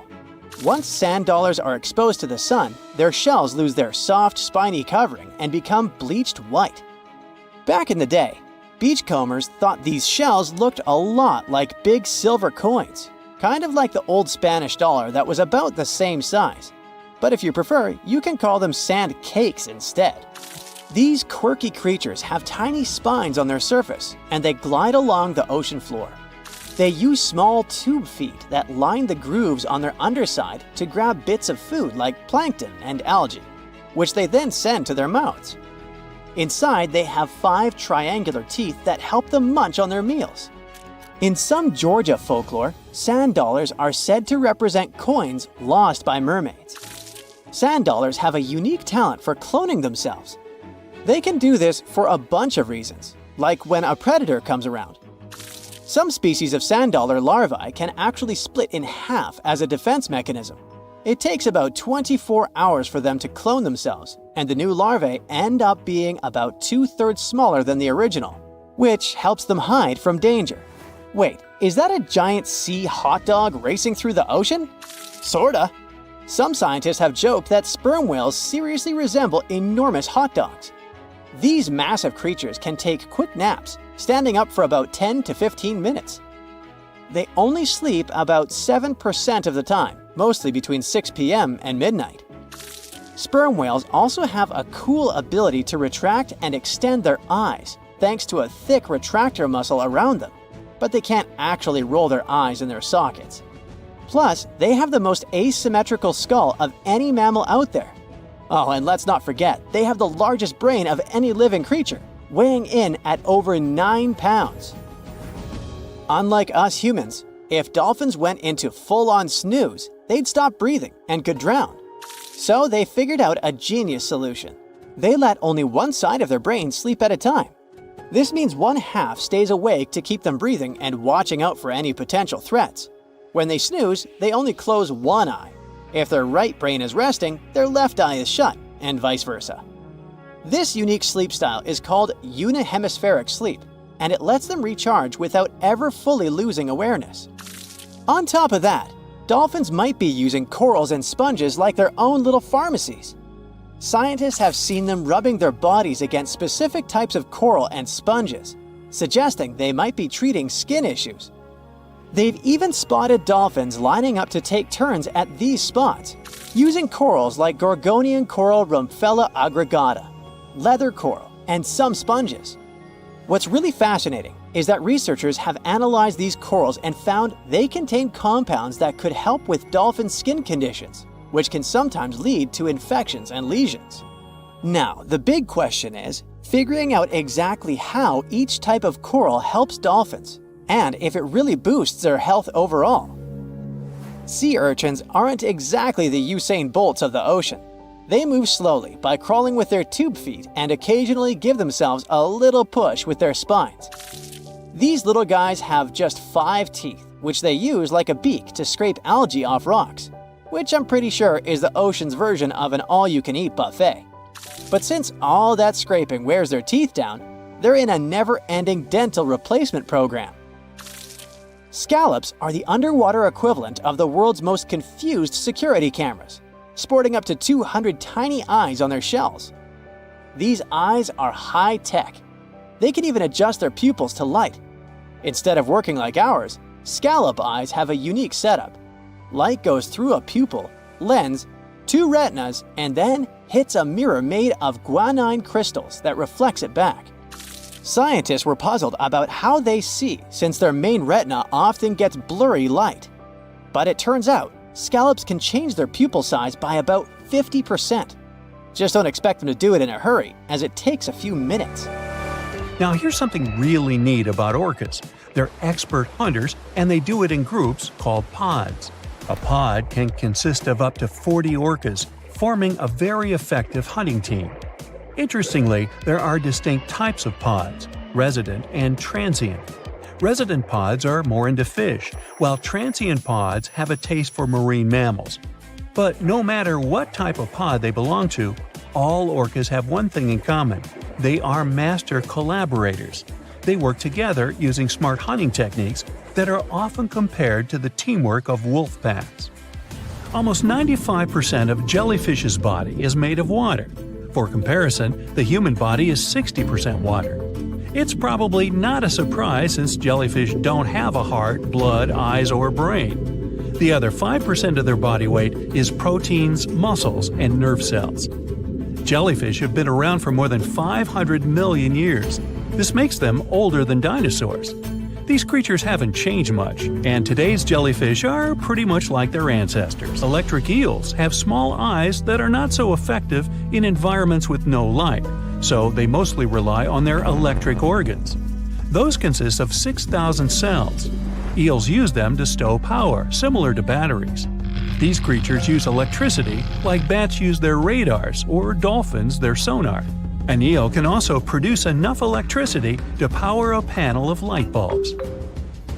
There's a small tropical archer fish that can learn to recognize human faces. This fish has an interesting ability to spit small jets of water from its mouth. Researchers showed the fish the image of 2 different faces placed side by side. One was unknown and the other was familiar. The fish was supposed to spit water at the familiar one. The creature took the right guess more than 80% of the time. There's such a thing as a sea unicorn. That's an animal called the narwhal.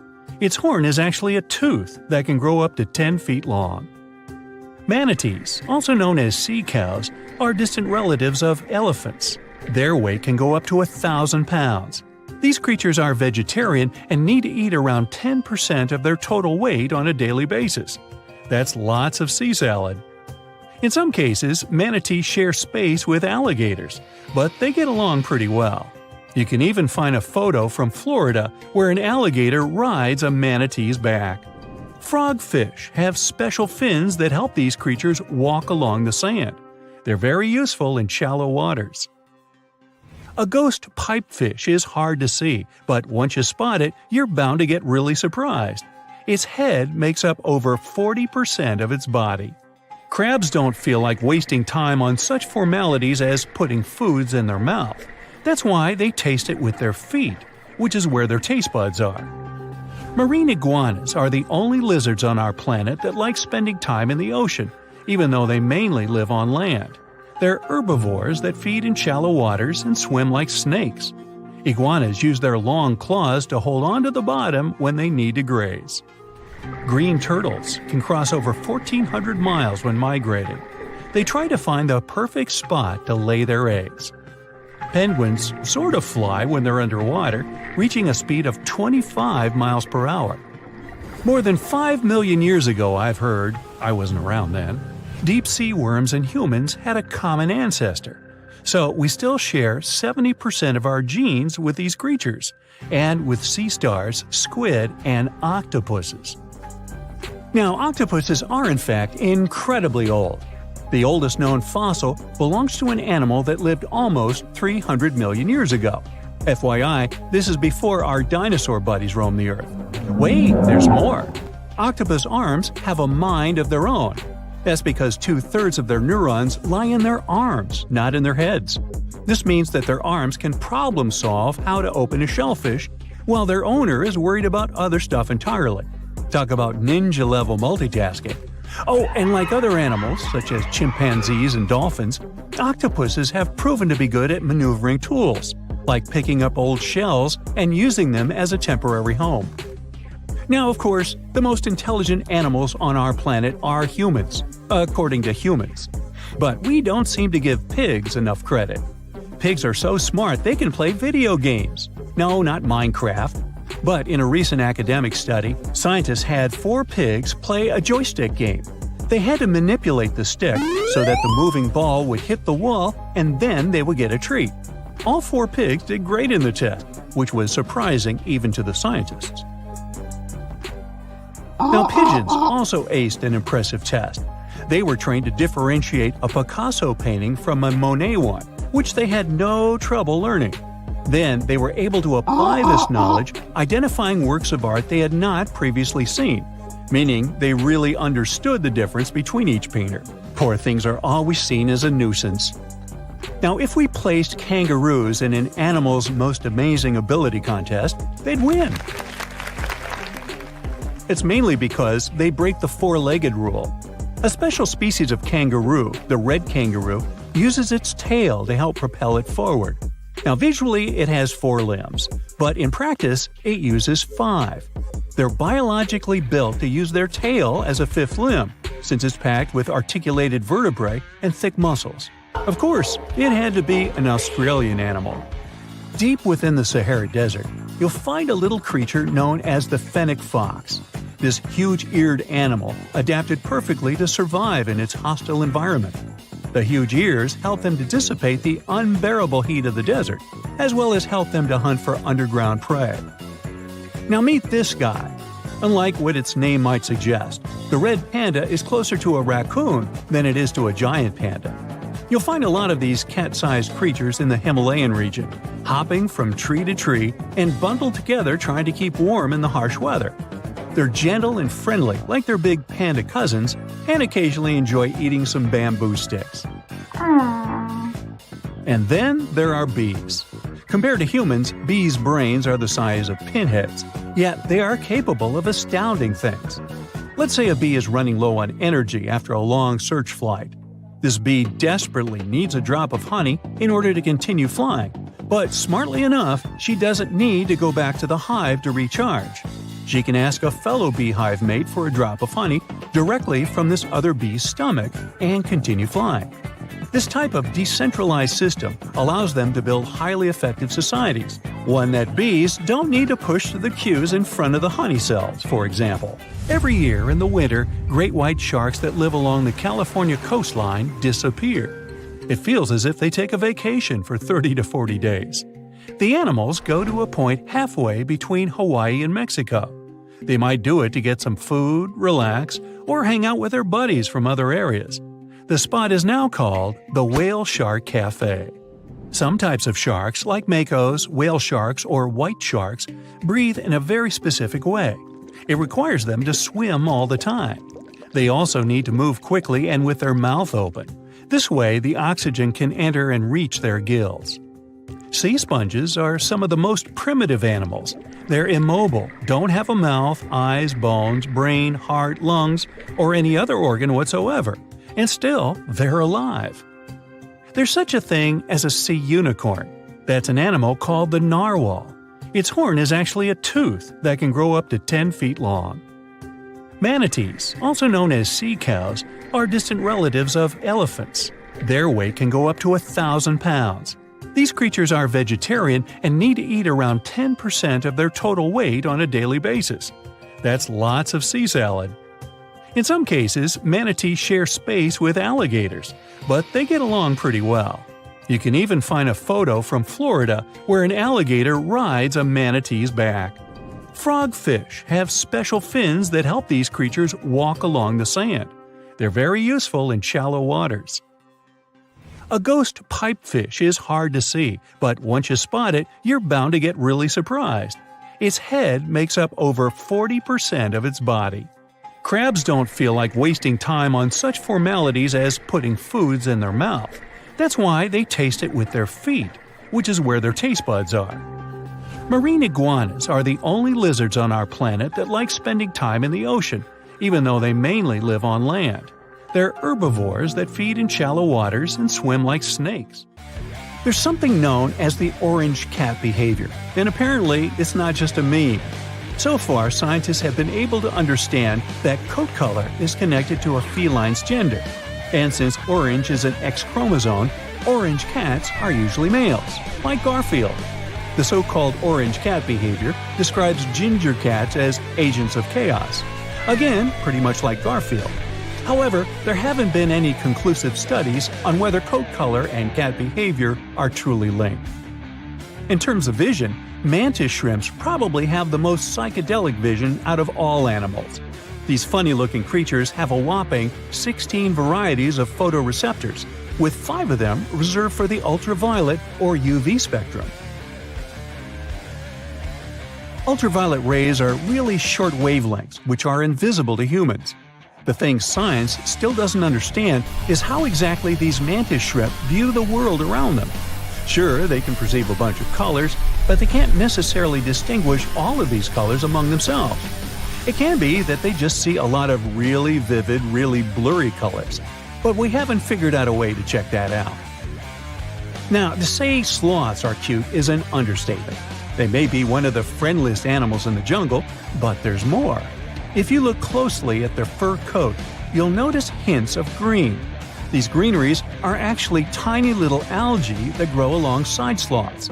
They help sloths to camouflage better in the jungle, but they also nurture them.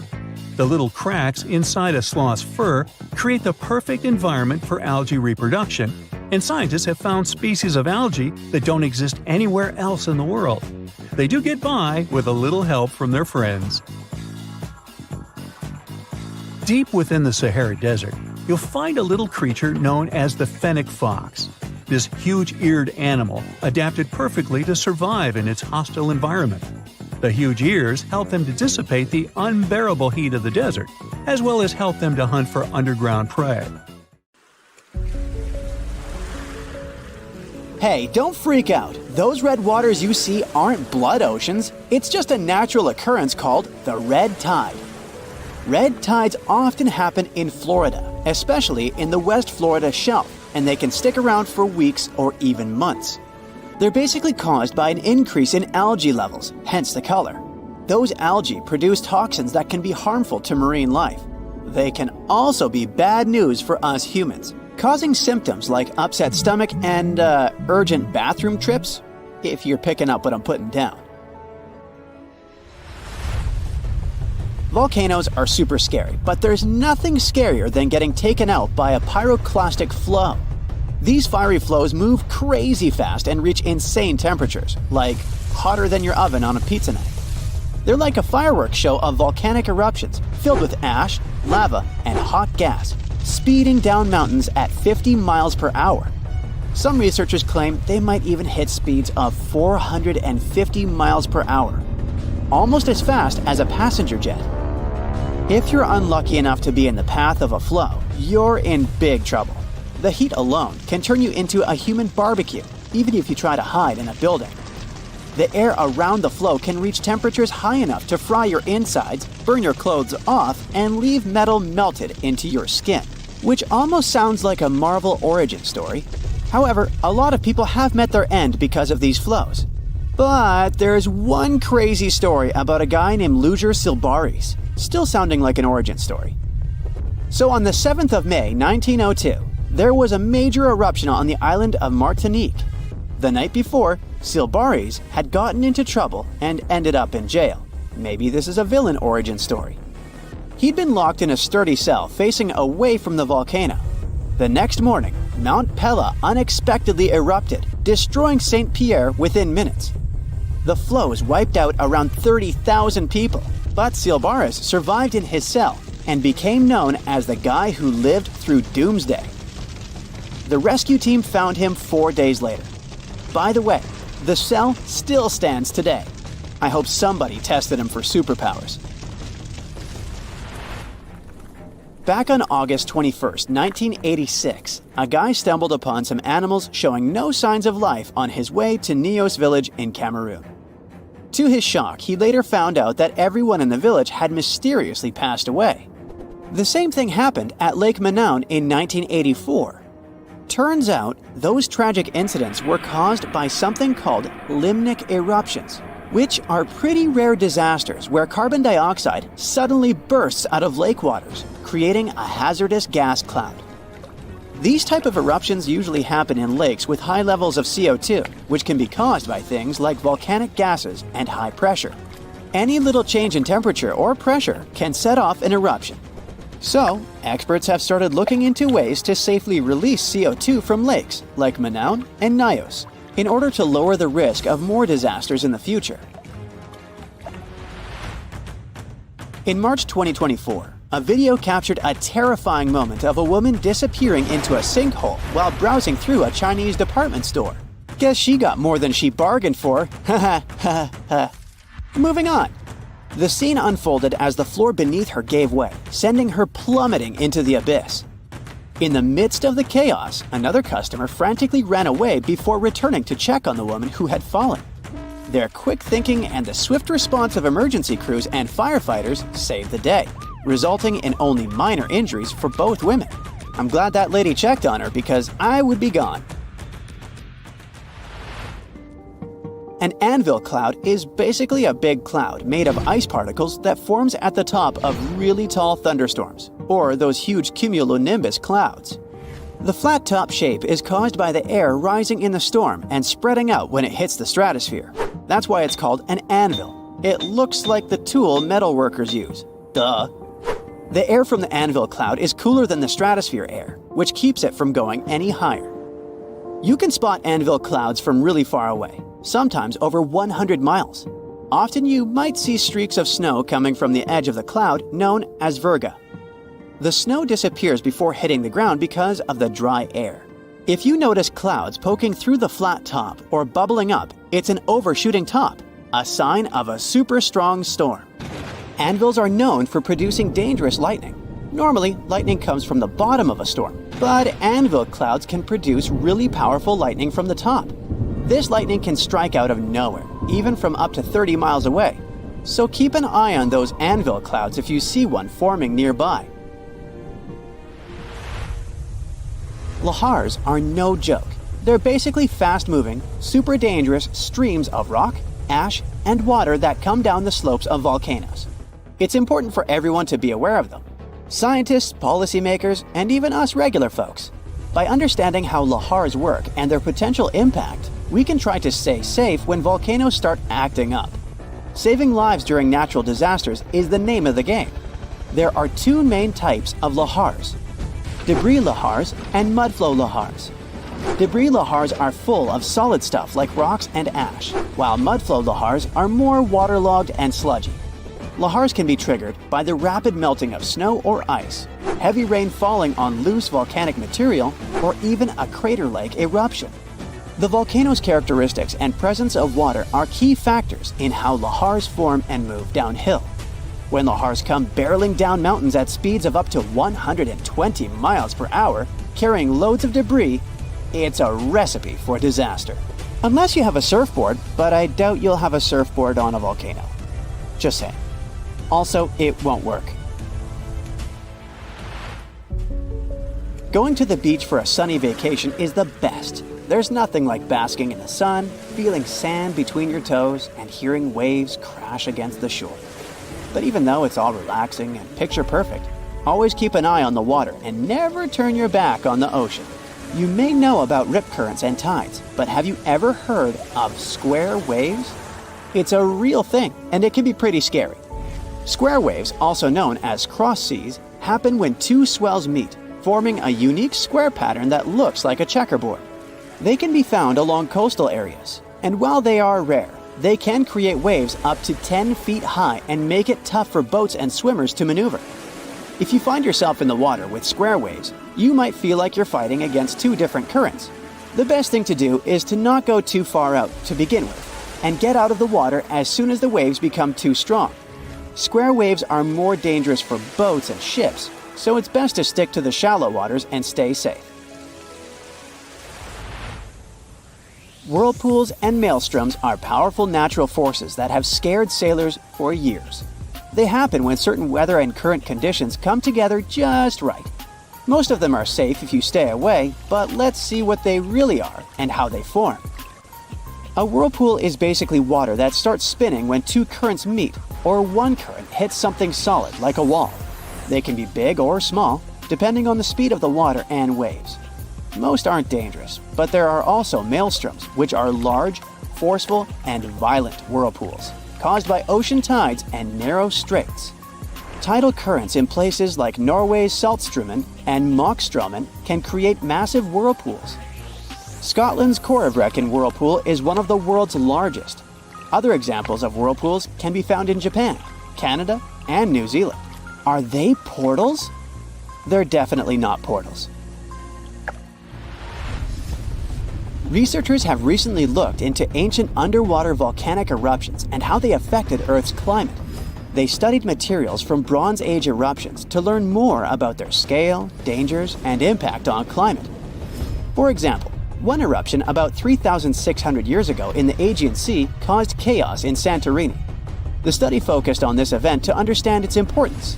By analyzing volcanic deposits, the researchers gained insights into how future eruptions could affect climate.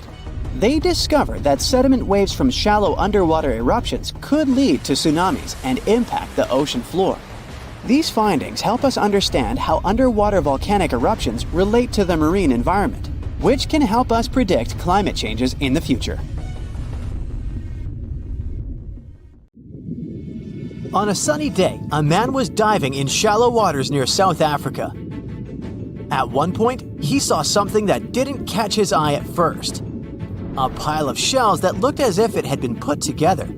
Maybe by some other diver, he must have told himself.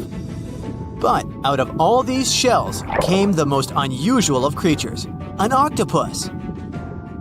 The gorgeous underwater animal looked straight at the man before swimming away. Impressed by his new acquaintance, the diver started visiting the octopus every day. He watched it use shells and seaweed to protect itself and learned how it hunted and cared for its eggs. All these encounters became the basis for a now famous documentary. In the movie, the diver wanted to study the relationship between a wild octopus and its observer. Initially, the octopus was a bit too shy to let the man get close. But over time, it began to trust him and even explored his body. At one point, the octopus even rested on the diver's chest. The man soon began to look at the underwater creature as his octopus friend. Sure, the documentary did make it look like a true friendship, but that was most likely because of all the close-ups and eerie music. But you can't really know what the octopus is thinking. Maybe what looks like tenderness is just curiosity or confusion. Maybe an apparent hug is really just a defense mechanism. Some people may love octopuses, but can they really be friends with a human? Until they learn to talk, I guess we'll never know. That doesn't make an octopus less of an interesting creature, though. Apart from those quirky sets of tentacles, obviously, octopuses have another characteristic that sets them apart from other sea creatures. A recent study that involved studying the footage of octopuses living underwater shows that they sometimes develop this unusual behavior. They seem to throw things at each other on purpose. It can be anything from dirt from the bottom of the sea to shells or rocks. Octopuses are known to be solitary creatures, so when something or someone, like an underwater camera person, gets too close to them, they might lash out. Just as we have yet to discover the limits of our galaxies and constellations, we know very little about the bottom of the sea. It's one of the reasons why we find it so hard to explain the behavior of some underwater creatures. The truth is, we don't have good enough technology able to deal with harsh conditions and a limited amount of light underwater. You might have asked yourself at one point, what's the deepest part of the ocean? It's called the Mariana Trench. We don't really know exactly how deep this giant hole is, since it's too difficult to measure, but it's somewhere around 6.8 miles deep and 5 times longer than the Grand Canyon. This massive underwater trench was first studied back in 1875 with the help of a weighted rope. Back in 2012, a Canadian film director reached the bottom of the trench in a submersible vessel called the Deep Sea Challenger. Some of the most bizarre creatures on the planet were discovered here, including the Dumbo octopus, the sea cucumber, and the goblin shark. The Mariana Trench got its name from the nearby Mariana Islands, which were named Las Marianas in honor of Spanish Queen Mariana of Austria. The Mariana Trench might be the deepest part of the ocean that we know of. But one other mysterious phenomenon that's interesting for researchers is called phantom bottoms. In the late 1940s, when the sonar became standard equipment, ships and submarines noticed unexpected signals coming from the ocean. Those signals came from areas where no seafloor was supposed to exist. What's even more mysterious is that this fake seafloor appeared to move. One researcher at Scripps University found out that these phantom bottoms showing on maps were indeed alive. They were made out of a layer of jellyfish, shrimps, and other deep-sea creatures. The reason why they move is that they rise to the surface at night to feed. To top it all off, even the way these creatures move is kinda calculated. They don't just move randomly, but seem to gather together by species. We used to believe underwater animals behave this way only to avoid being caught by predators. It's a mystery to scientists why they group in the same way to form a fake seabed. Our curiosity about the deep waters doesn't stop at the seafloor. If you went on a vacation to the beach when you were young, you probably remember the fun of digging in the sand. As the hole got deeper, you may have asked yourself, could I dig all the way to the other side of the Earth? None of us have ever found out. Our parents took us home when it got dark and chilly. Scientists are more reasonable when it comes to this subject. For starters, they know the best place to start digging would be underwater, since those regions are already deeper than what we can find on land. They also do not have the ambition to drill a tunnel through Earth. It's not even possible. That's mostly because of the extreme heat and pressure inside our planet. Even if we could technically dig a tunnel, it would not be safe to travel through it. However, reaching the mantle and retrieving a sample would be a huge scientific achievement, similar to landing on the moon. What we live on is called Earth's crust.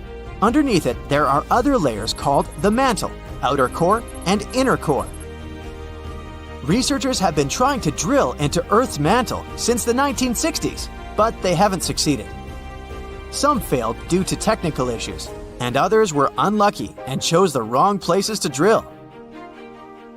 Our planet's mantle is made of molten rock. Wouldn't that be dangerous if we ever reached it? Scientists say we have nothing to worry about, though. If and when the drillers eventually pierce through the crust underwater, hot molten rock won't pop up the hole and spill onto the seafloor like it would during a volcanic eruption. Mantle rocks aren't solid, sure, but they move slowly, at the same speed as your fingernails grow. Another of those famous deep-sea mysteries is that of the 1997 bloop. You heard that right. I'm talking about a weird sound that seemed to come from deep under the waves.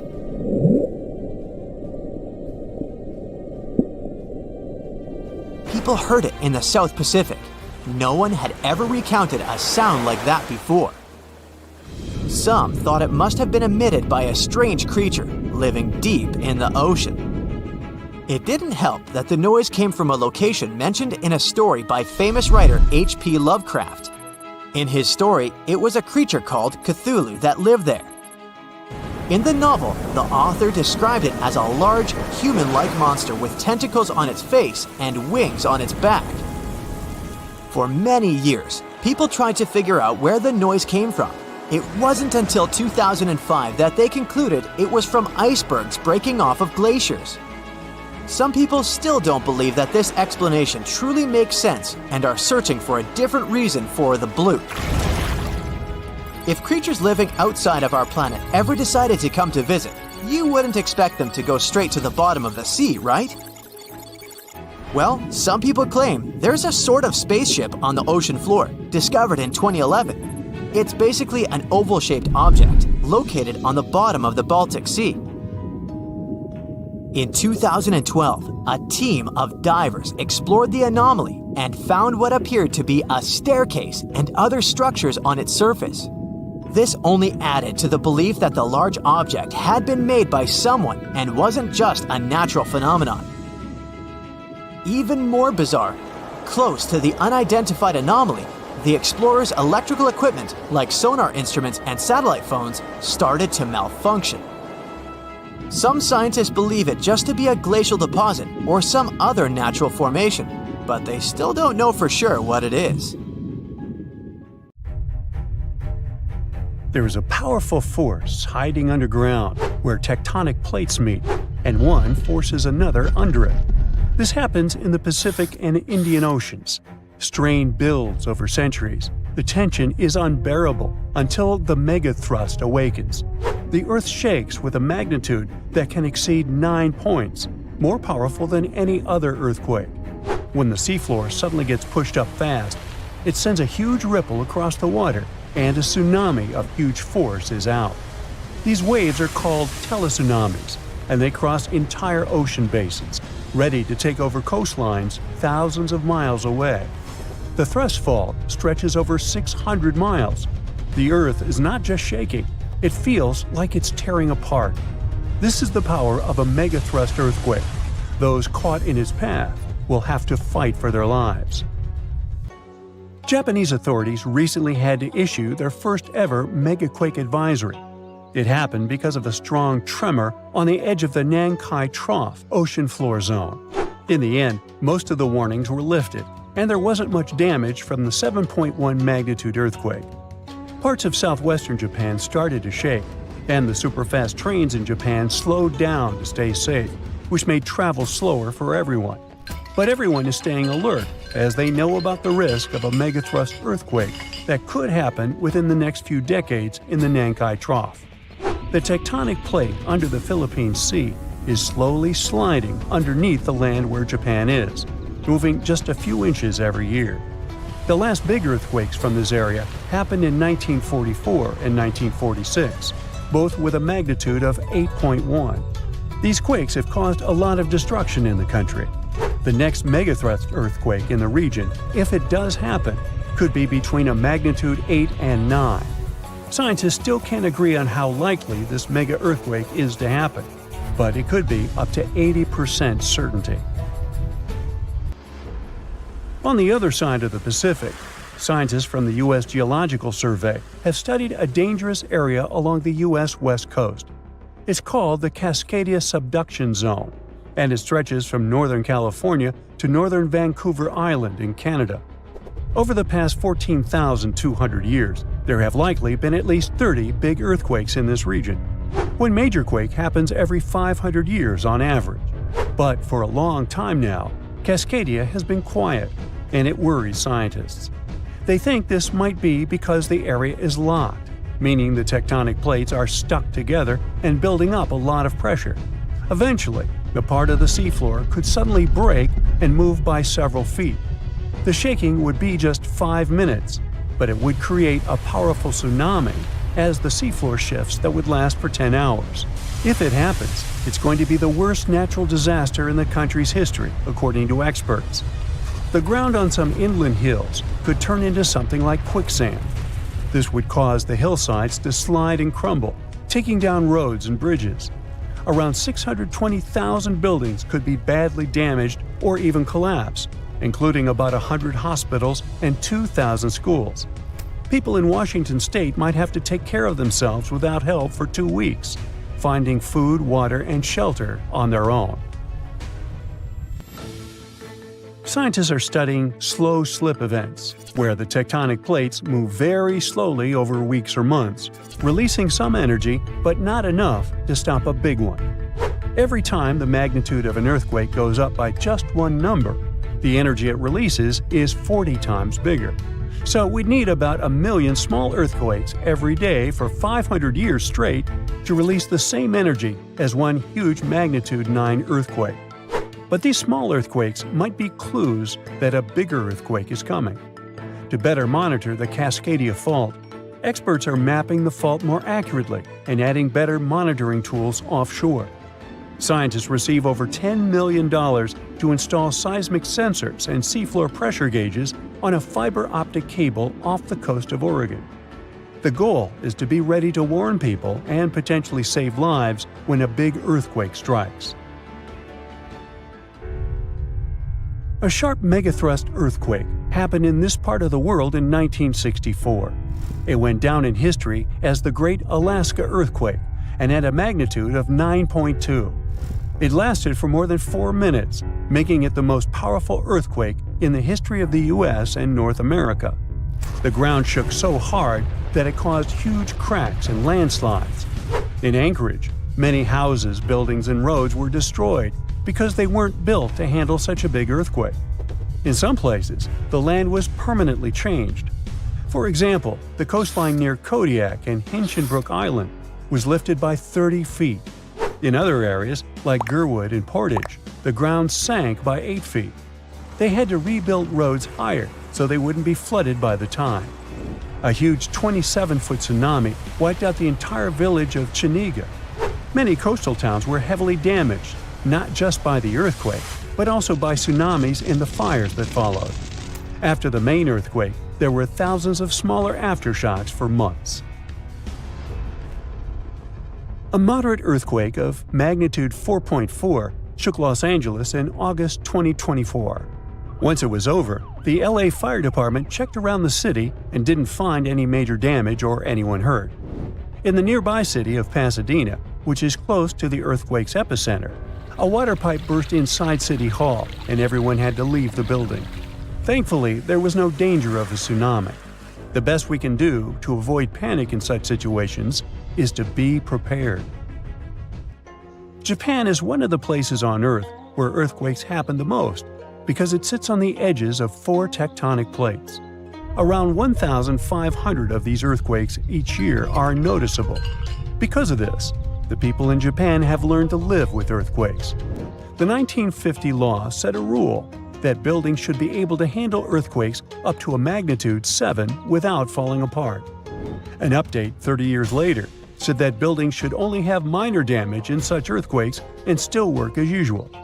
But if an earthquake is even stronger, the law says the building's main job is to not collapse and save people's lives. At the most basic level, buildings are made stronger with thicker beams, pillars, and walls so they can handle shaking better. Another technique is placing special pads made from materials like rubber at the base of a building. Some buildings are even built on thick layers of padding that separate them from the ground completely, which helps protect them during an earthquake. A skyscraper might sway back and forth a lot, moving up to 5 feet. To stop it from getting damaged, engineers can add something called dampers every second floor all the way to the top. These dampers are like giant bicycle pumps, but instead of air, they're filled with liquid. When the building shakes, the dampers push against the liquid inside them.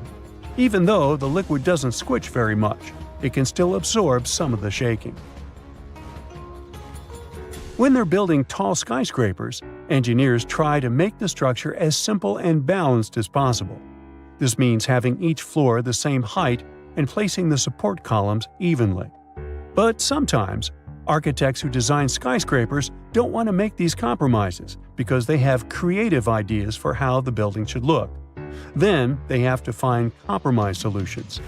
For example, Tokyo's Skytree Tower, one of the tallest buildings in the world, is designed in a futuristic style but also includes special features to protect it from earthquakes. It has a central pillar, like in traditional Japanese pagodas, and seismic dampers that help absorb the energy from an earthquake, keeping the building safe. Floods, tornadoes, tsunamis, hurricanes, yikes. All these natural disasters can get extremely dangerous, but we're kind of familiar with them. But how about a natural disaster that has never happened before, but could occur any moment now? It might be a super eruption. That's what happens when a supervolcano erupts. You might know that Yellowstone Park is located on top of a supervolcano. The last massive eruption there happened about 664,000 years ago, and the one before that, approximately 1.3 million years ago. If we do the math, we'll understand that the next eruption might be due anytime soon. There's no strong evidence that the supervolcano is waking up or preparing for an eruption, but what would it be like if it did happen? Months before the eruption, small-scale earthquakes would become more frequent and more powerful in the area. Not long before the eruption, the growing pressure would push up the ground over the volcano, creating a dome. Narrow cracks would open along the edges of this dome. The magma would then start rising toward the surface, and then the eruption would kick off.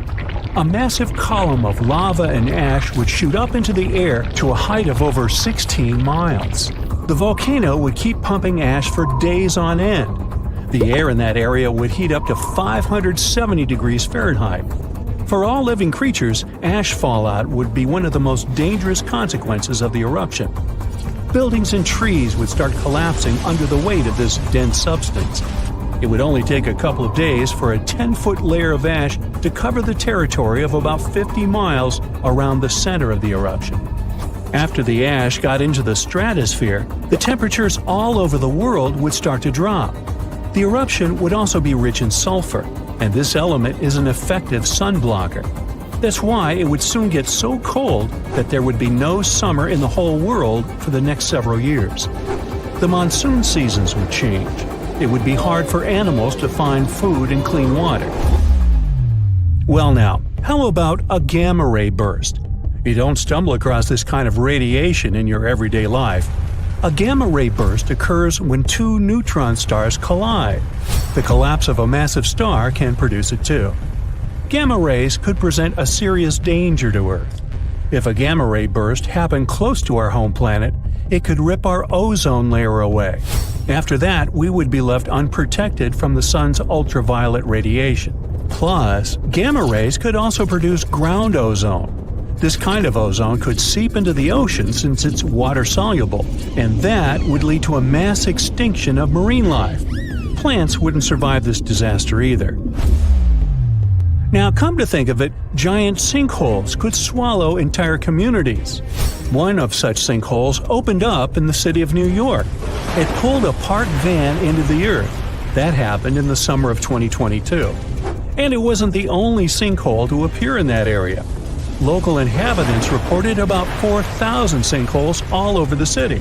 This kind of problem is also very common in Florida, and it's much more serious than it may sound.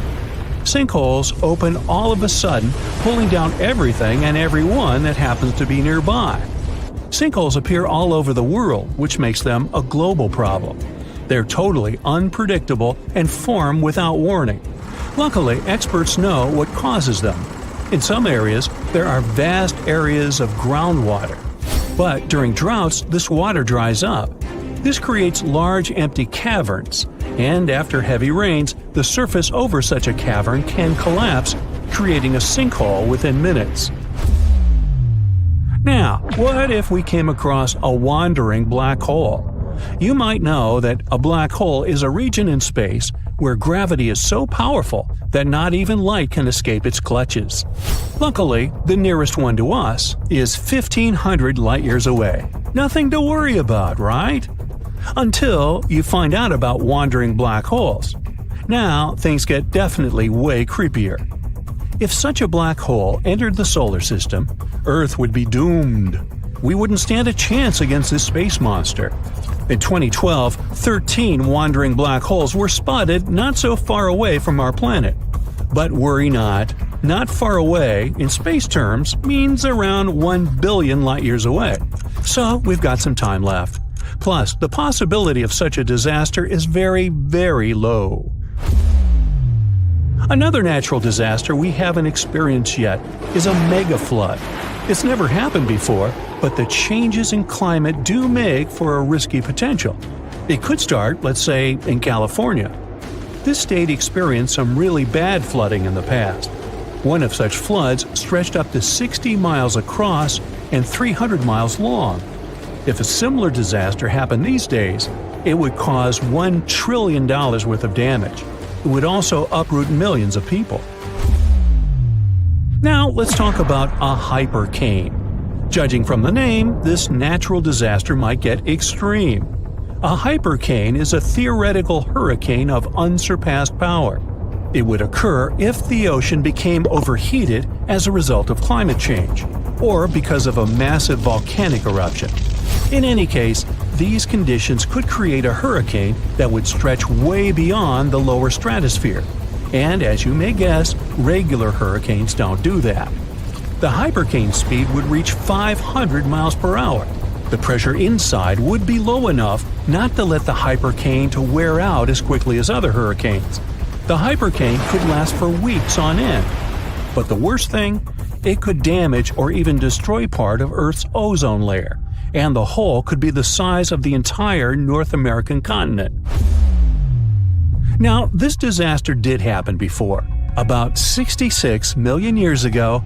I bet you know what I'm hinting at. Yep, that very meteor that supposedly wiped out dinosaurs off the face of the Earth. This 7-mile-wide space visitor was traveling at 67,000 miles per hour. As a result of the collision, 75% of all life on the planet disappeared, and winter reigned on Earth for 18 months. Want to know a secret? Meteors strike Earth all the time. Even more of them barely miss our planet. But it's also very hard to predict meteor strikes. Scientists miss a lot of them until they just nearly miss us. That's why experts are working on an early warning system that could prevent disasters. It could make meteor impacts less catastrophic, or at least allow people time to evacuate. It could also be our very own sun that would be responsible for another natural disaster. I'm talking about a massive solar flare. On the scale of damage to society, few catastrophes can compare to this event. It wouldn't destroy buildings like a tsunami or an earthquake. Neither would it end lives in the same way a supervolcano or meteor would. But it would cripple our entire way of life by destroying the whole electronic infrastructure of Earth. The cost of this disaster would reach trillions of dollars. It'd cause other infrastructures to fail. Communication, medicine, transportation, banking systems, those would tumble like dominoes, and it would be incredibly hard to recover them. Earth would be left without electricity for years. There would be no electric light, no computers, no phones. Water supply systems would be out of order. There would be no food in supermarkets. There would be no electricity, and people wouldn't be able to reboot the already broken power grids. In 1859, people all over the world woke up in the middle of the night. It was as light as during the day. The skies were illuminated with auroras, red, green, purple. They appeared even in the regions where no one had seen them before, like the Bahamas, Jamaica, or Hawaii. Telegraphs got electrically charged, even though they were disconnected. In many areas, fires started. That was when technology barely existed. But imagine the avalanche of problems a solar flare could cause today. India could split horizontally into two parts as it runs into Eurasia. The movement of the Indian plate that includes most of modern South Asia is causing the Himalayas to grow. This process started around 60 million years ago when the plate first bumped into Eurasia. Scientists from the Netherlands have used the power of an AI simulator to see what this region will look like one day. The computer model showed that the Indian subcontinent will merge with the Horn of Africa in approximately 200 million years. The present-day cities of Mumbai and Mogadishu will become next-door neighbors. They will sit along the newly formed mountain chain scientists provisionally named the Somalaya. On the other side of this geological formation, Madagascar will connect with Sumatra, while Calcutta and the island of Mauritius will occupy the same region. Sri Lanka would cease to exist as it becomes part of the Indian mainland.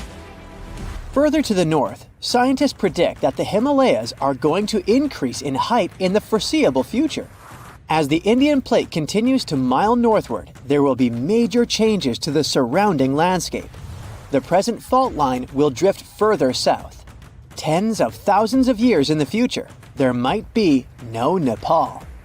The Himalayan range will have expanded sideways to fully engulf the mountainous country.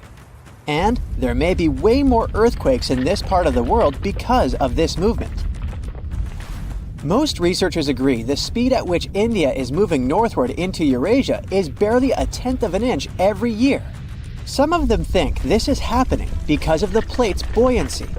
It prevents the Indian plate from sinking into the mantle, which gives Tibet its elevated topography. Other scholars believe that the structure is buckling under the pressure. The process resembles what happens to a sheet of paper when you push it horizontally against a wall. As you apply more pressure to its edge, the sheet starts to rise in the middle. In the real world, this bulge would be the Tibetan Plateau. A recent theory gives us the third explanation for the process. Their paper still has to undergo peer review, but the findings are intriguing. The international team of researchers introduced a new concept, the delamination of the Indian plate. This term simply means the separation of layers in a material that is supposed to be bonded together. Think of a sandwich that has cheese and ham slices between two buns. Take one of those layers out of the sandwich, and you get delamination. In geological terms, this process involves the upper part of the plate peeling off and moving upwards. In the case of the Indian plate, this is the section that supports Tibet's elevation. The lower section is denser, which causes it to sink into the mantle. Plate tectonics are, in this way, similar to a layered cake. Chefs place the spongy, denser layer at the bottom, so the heavier top doesn't crush it. Scientists developed their thesis by analyzing helium gases in water samples from the region's hot springs. Helium-3 is a rare isotope that shows that the mantle is close to the surface of the Earth. Researchers measured helium isotope ratios at 200 Tibetan springs. The pattern they saw shows how close the mantle is to the northern Tibetan surface. Further to the south, they found plenty of helium-4, another isotope, which means that the plate is intact. It forms a barrier that helium-3 cannot penetrate, except in one region near Bhutan, in the eastern part of the Himalayas. The seismic activity in the region is good proof that delamination, the sandwich theory, is all real here. And it shows us that the mantle is intruding from the eastern side of the plateau. This concept puts under question the old, established ideas about tectonic plate behavior. The scientists behind the study suspect that the unique shape of the Indian plate contributes to the delamination process. It's the thickest at the northernmost point and the thinnest on the sides. If it's all true, it will mean that the continental collisions have a more dynamic and complex nature than geologists previously believed.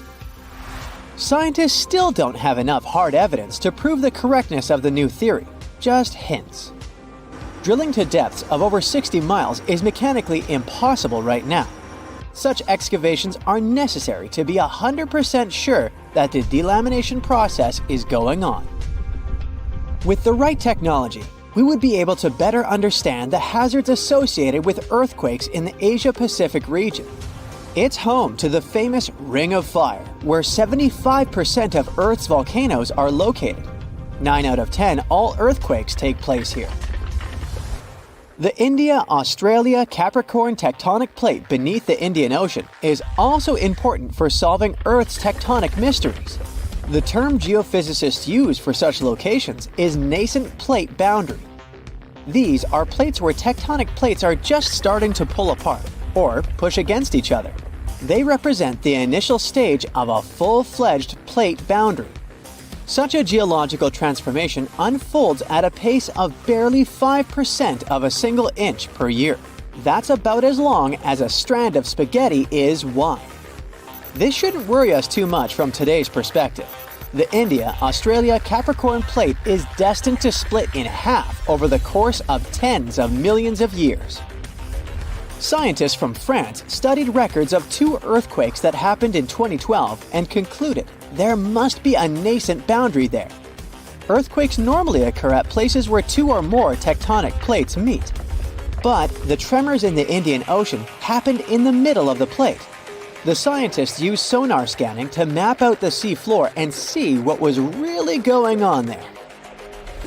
After further examination of the marine area off the coast of Western Australia, researchers found a complex network of 62 pull-apart basins along a fracture zone. The scientific data backed up the idea that the tectonic plate was slowly but surely breaking apart. It's another proof that the outer layer of our planet is dynamic, not static. In some cases, you don't have to be a scientist to notice these powerful underground forces.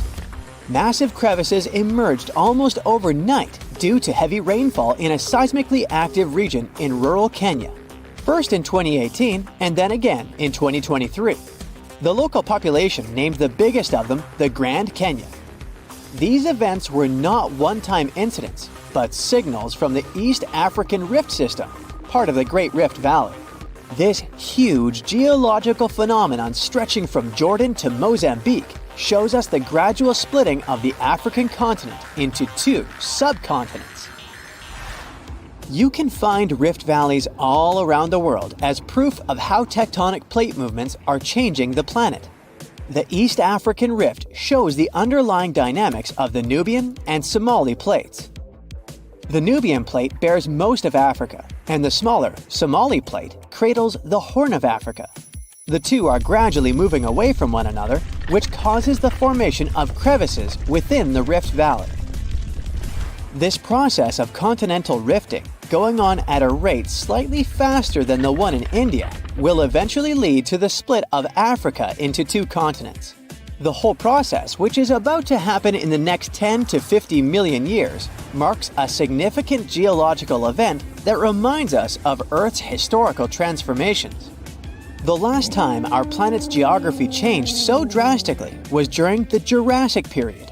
The world map from the period looks recognizable, but the land masses were oddly positioned from the modern perspective. In the north, Eurasia was still loosely connected to North America, which was at the time called Laurasia.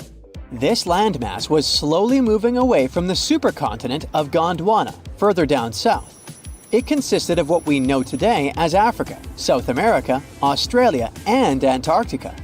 At the time, the Indian plate was closer to Madagascar than to Eurasia, as it is today.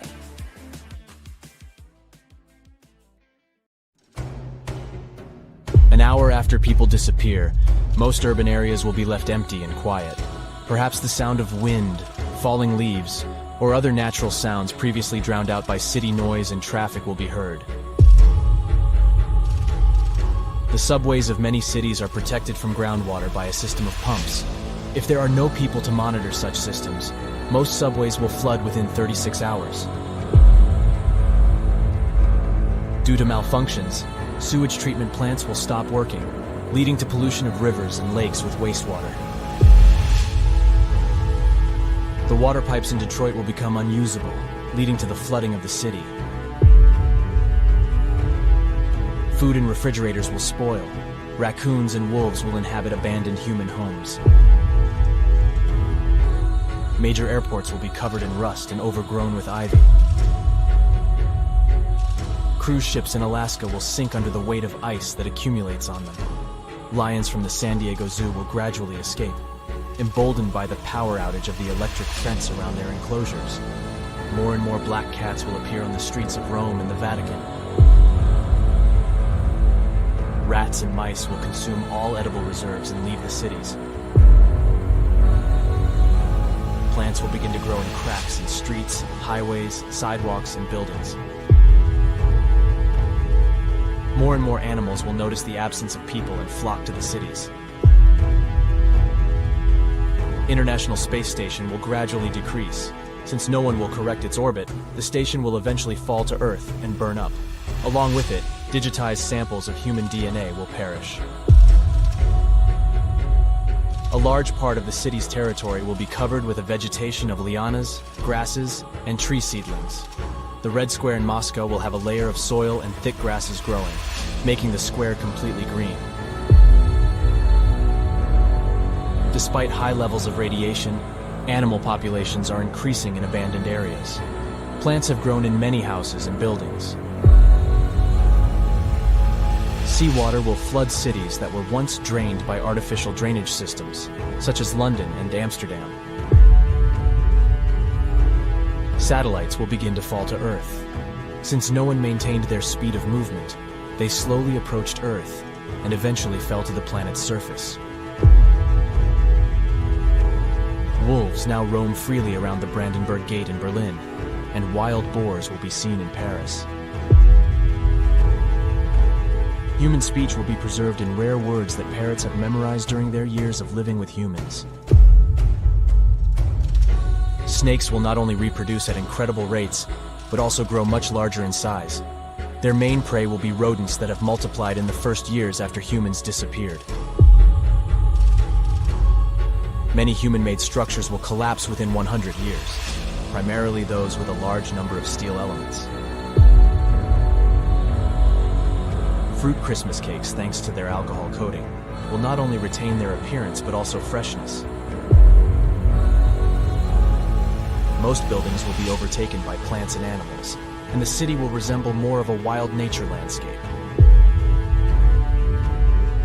The period of nuclear fuel decay will come to an end, and as a result, dead zones around the ruins of nuclear power plants will once again become habitable.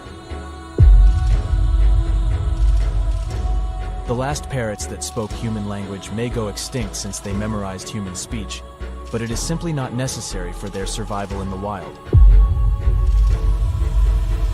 All modern carriers of information that preserve human culture, laser discs, photographic film, paper, and the like, will turn to dust.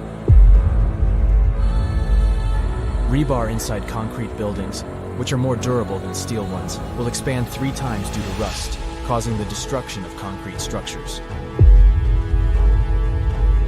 Most modern cities will be covered by a green blanket, and collapsed skyscrapers and buildings will become new hills. Manhattan will return to its former state before human settlement, with numerous streams and lakes. There will be almost no evidence of the existence of human civilization. Only powerful stone buildings that rely solely on the force of gravity will survive, such as Notre Dame de Paris. Of the products that existed during human civilization, only honey, especially in clay pots, and oil in wooden barrels, will be well preserved.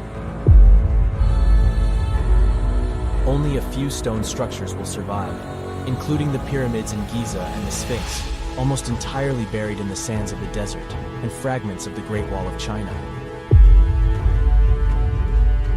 By this time, a new ice age will begin on Earth. It is expected that the KEO satellite will enter the atmosphere by this time.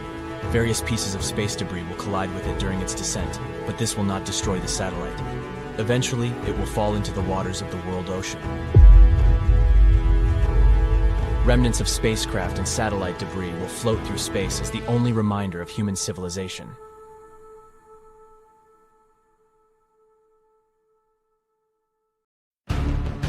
An earthquake in Indonesia began in 1829 and lasted a mighty 32 years. It reached its climax in 1861 and hit a magnitude of around 8.5. It was caused by the tectonic plates below the island slowly clashing against each other.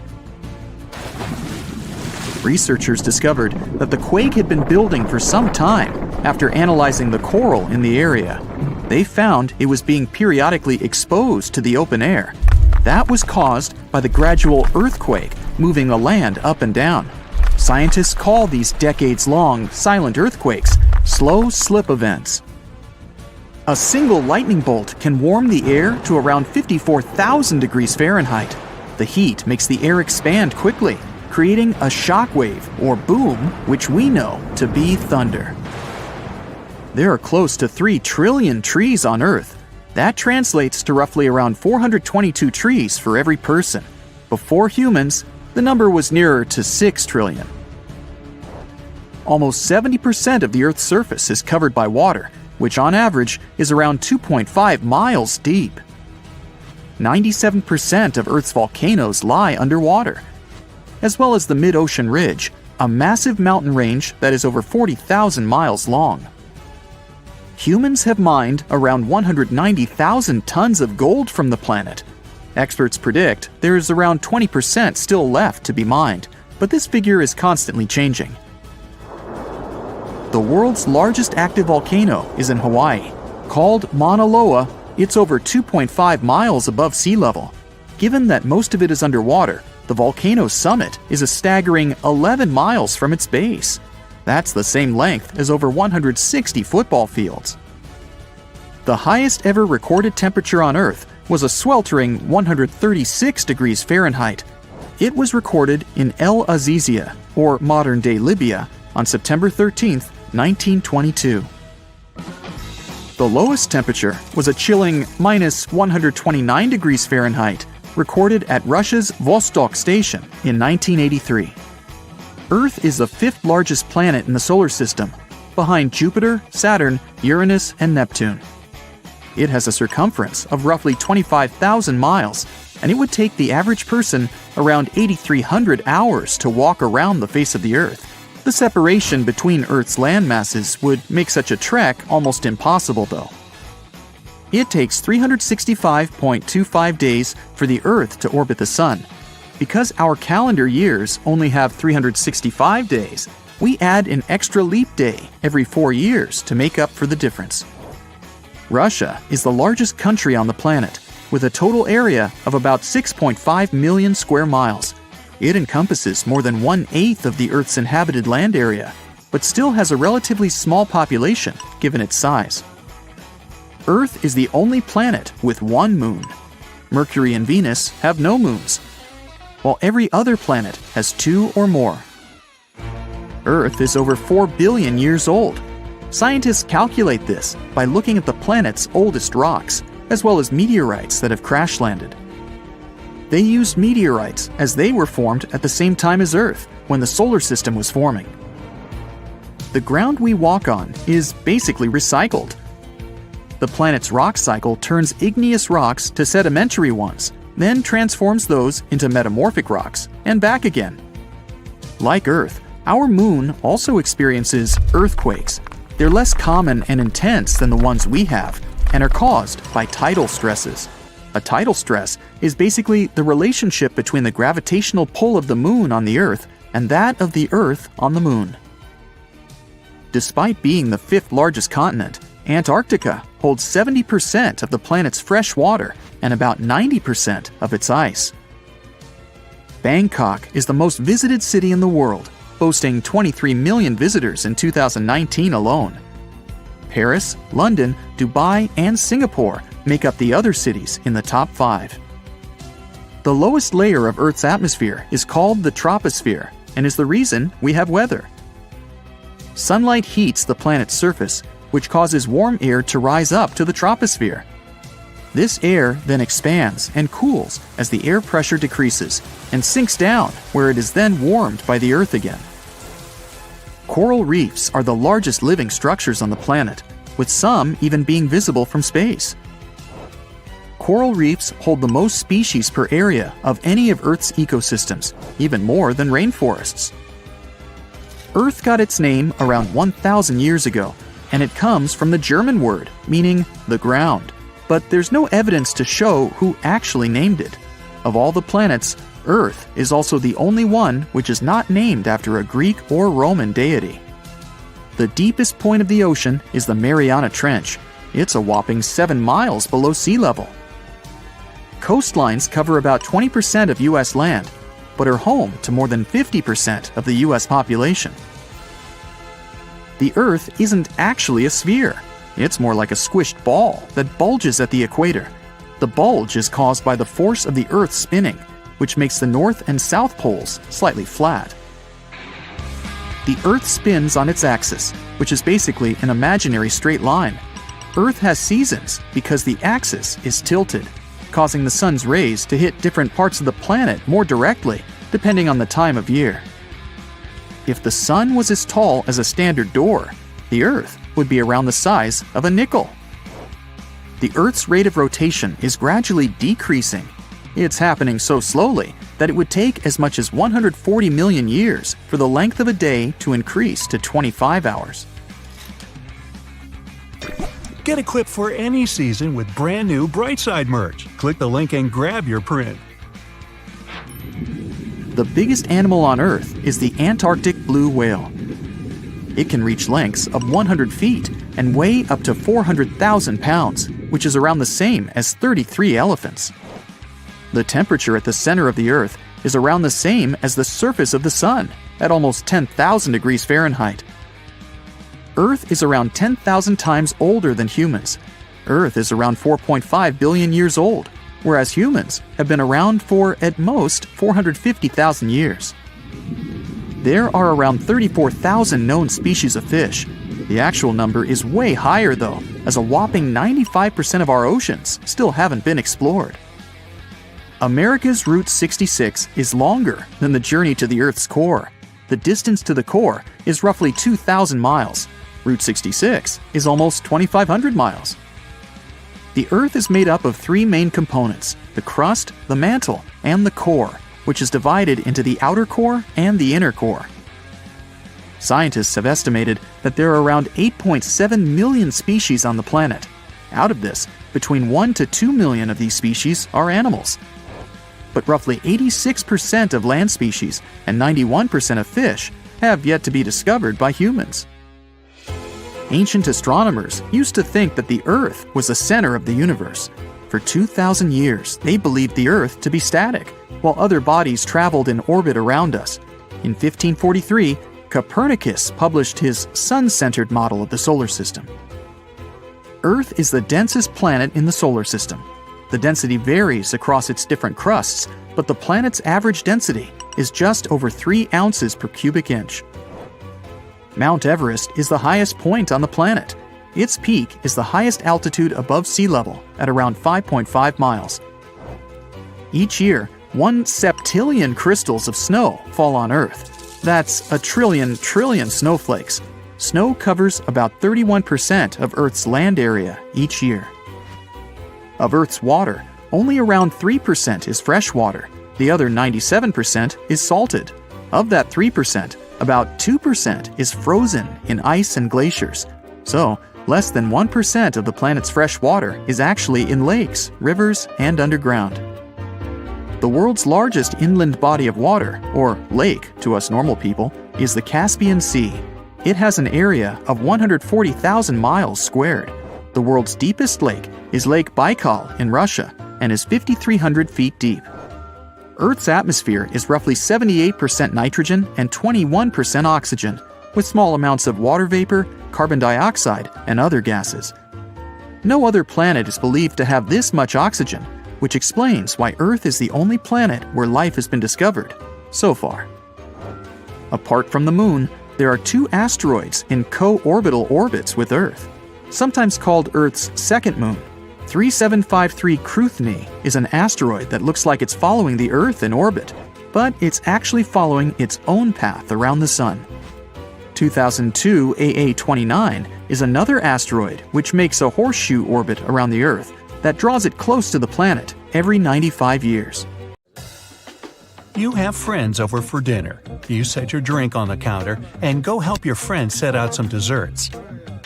When you get back, you notice the liquid in your cup. It's sloshing around and the ice cubes look like ships on a rough sea. Now you feel it too. On the ceiling, the chandelier is swinging like mad. Then you hear someone scream, "Earthquake!" The house and everything in it is rocking back and forth.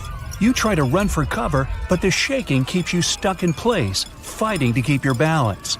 The cabinets look possessed, and glasses and dishes fly out and smash on the floor. The bookshelves topple over, and everything hanging on the walls sways and falls off. You duck under the dining room table, trying not to get hurt on all those broken dishes. Yeah, you've been through earthquakes before, but none like this. Checking your phone? Typical, no signal. You can't believe what's about to happen. The screams get louder and suddenly the whole house collapses. The biggest earthquake ever recorded happened in Chile in 1960.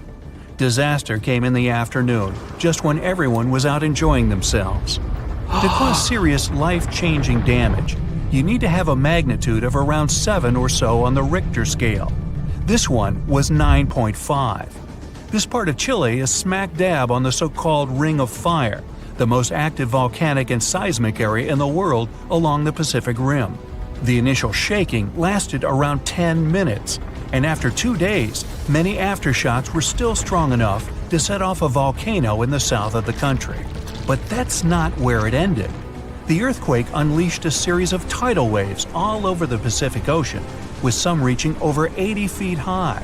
The waves and earthquake were so strong that they even affected Hawaii, Japan, and the Philippines. It caused around $500 million $1960 worth of damage. Many were left homeless. Much of their infrastructure was smashed too. Buildings as far as the eye could see were toppled, and debris piled everywhere. Scientists estimate that this earthquake was so powerful, it shifted the Earth's axis, making our days 1.26 microseconds shorter. That might not seem like a lot, but think about it. Just one natural disaster was strong enough to make time move. Many of the coastal cities were flattened and floods were widespread. The economy spiraled downward. According to studies, if this earthquake happened today, it caused more than $20 billion in damages. So what would happen if an earthquake twice that size hit without warning? For starters, you'd likely feel the effects even further away. Tidal waves wouldn't just hit the coasts of Japan and the Philippines. They would move even further to China, Korea, Vietnam, and even Australia. And those waves would be significantly higher than 80 feet, perhaps double that. That's like 8 giraffes piled on top of each other, surfing your way. If you lived by the coast, you'd notice the waves. If you saw the water recede way back so you could practically see where all the fish call home, you'd know it was time to run. Chances are that a tsunami's heading your way. Say it really happens. You're caught under the wreckage, not knowing what's going on. You manage to free yourself and escape to the fresh air. And you're not alone, because all the houses in the neighborhood have turned into piles of bricks and rubble. The bridges have also collapsed, leaving people stranded on either side. You look around, dust yourself off, and rush to find help. Fire trucks and ambulances drive between the broken-down cars and rubble. You try to make it to your car, but the aftershocks are still hitting, and you're getting tossed to the sidewalk. With all the cell towers down, you can't call anyone on your phone. Your knees are shaking, but you manage to power through. Once you reach your car, you see it crushed under a boulder, like a giant soda can. You continue on foot and eventually reach downtown. It looks as if some giant got angry and knocked all the buildings down. You push forward and try to see if you can find some help. Without warning, your phone vibrates. You check it and see 1,000 notifications about a 20-magnitude earthquake. You're still shaking, but that's all you. The ground is still for now. Uh-oh. You hear something in the distance, racing towards you. To your right, you see tidal waves as tall as buildings charging at you. Still in shock, not knowing what to do, you now come to your senses and run. You don't even know which way to go. There's a tsunami right behind you, and in front of you are broken down buildings with rocks and concrete still falling everywhere. Wait, there's a building that's somehow still standing. You need to get on top of that thing. You reach the elevator, but it's jammed. Not surprising. You bolt up the stairs as fast as you can, tripping on broken glass and plaster, but always managing to get back up. You look out a window and see the water. It's so close. You're nearly at the top. A few more flights and whoosh. The water forces its way into the building and drags you down at least 2 floors. You can barely see anything. Still, you know you must swim up. But the water keeps forcing you downwards. After about 30 seconds, you manage to swim your way out and continue climbing to the top. You scramble to the top floor and collapse on the roof. You're safe for now. The tidal wave is still going strong, plowing its way through the ravaged city center. Your phone is now waterlogged and useless. You have a perfect 360-degree view of your town covered in water and debris. The ground starts to shake again. Maybe you'll just sit around until this is all over, waiting for the rescue helicopter. But then, a loud explosion that almost breaks your eardrums shakes the ground even more. Off in the distance, smoke is rising, and soon it covers the entire sky. Darkness hides the morning sun. That's when you can see lava shooting up into the air and landing nearby. The lava forms into a river, flowing its way into town, block by block. With this much seismic movement and the high intensity of the earthquake, the world's tectonic plates have shifted so that magma is pushing its way to the surface. From the earth, steam begins to vent. Then the heat hits you. You see the magma cover the ground like a blanket, eating up every car in its way. What's worse is that the magma is melting the foundations of the buildings that managed to withstand the earthquake and the tsunami. The buildings in the distance are now sinking and collapsing into the raging lava pool that's replaced your town. One by one, every building descends. That means, the building where you're standing is also swaying. It's about to fail. That's when you see the light. You look up and see a helicopter above in the distance. You wave your arms, run around, jump, anything to get noticed. And it works. The chopper makes a few circles and finally drops you a rope ladder. As you're lifted in the chopper, you take a good look at the world below you as it wriggles around like noodles in a strainer. You land a few miles out and are immediately treated by a doctor in an emergency triage center. You were one of the lucky ones. A year later, the tsunami water has receded. The lava that flowed inland has cooled, but all that magma permanently changed the ground below it, and the whole town is gone. The disaster has thrown the entire country into a financial nightmare that'll last decades. It takes months to survey the town, making sure there's no dangerous electrical wires or busted gas pipes anywhere. They're rebuilding your town farther inland from where the old one was. In other towns, they rebuild directly over the ruins. In others, they just decide to move everyone to a nearby city. The strongest earthquake ever to strike east of the Mississippi River that happened over 200 years ago was never over, according to some scientists. Most earthquakes last seconds to minutes, and the official record breaker so far in a sparsely populated part of northeast Arkansas. They felt the shaking almost 1,000 miles away in the White House, and the tower bells were ringing in Boston, even further away. It even made the mighty Mississippi flow backward for a few minutes over new waterfalls formed by shifted ground. The town of New Madrid, Missouri completely disappeared in the disaster. The Earth wouldn't stay still until the end of January the following year, when things got serious again. A massive quake hit, this time near the junction of the Ohio and Mississippi rivers, right in the Missouri boot heel. Geologists believe it was a rupture on the New Madrid Fault, putting even more strain on the nearby Reelfoot Fault. Just when people thought it couldn't get worse, another 2 weeks of trembling passed, and the Reelfoot Fault snapped deep beneath New Madrid. Down in Tennessee, about 15 miles south of New Madrid, the ground uplift created Reelfoot Lake. Steamboats were chugging along the river, with thousands of trees floating and acres of woods torn apart by the quake.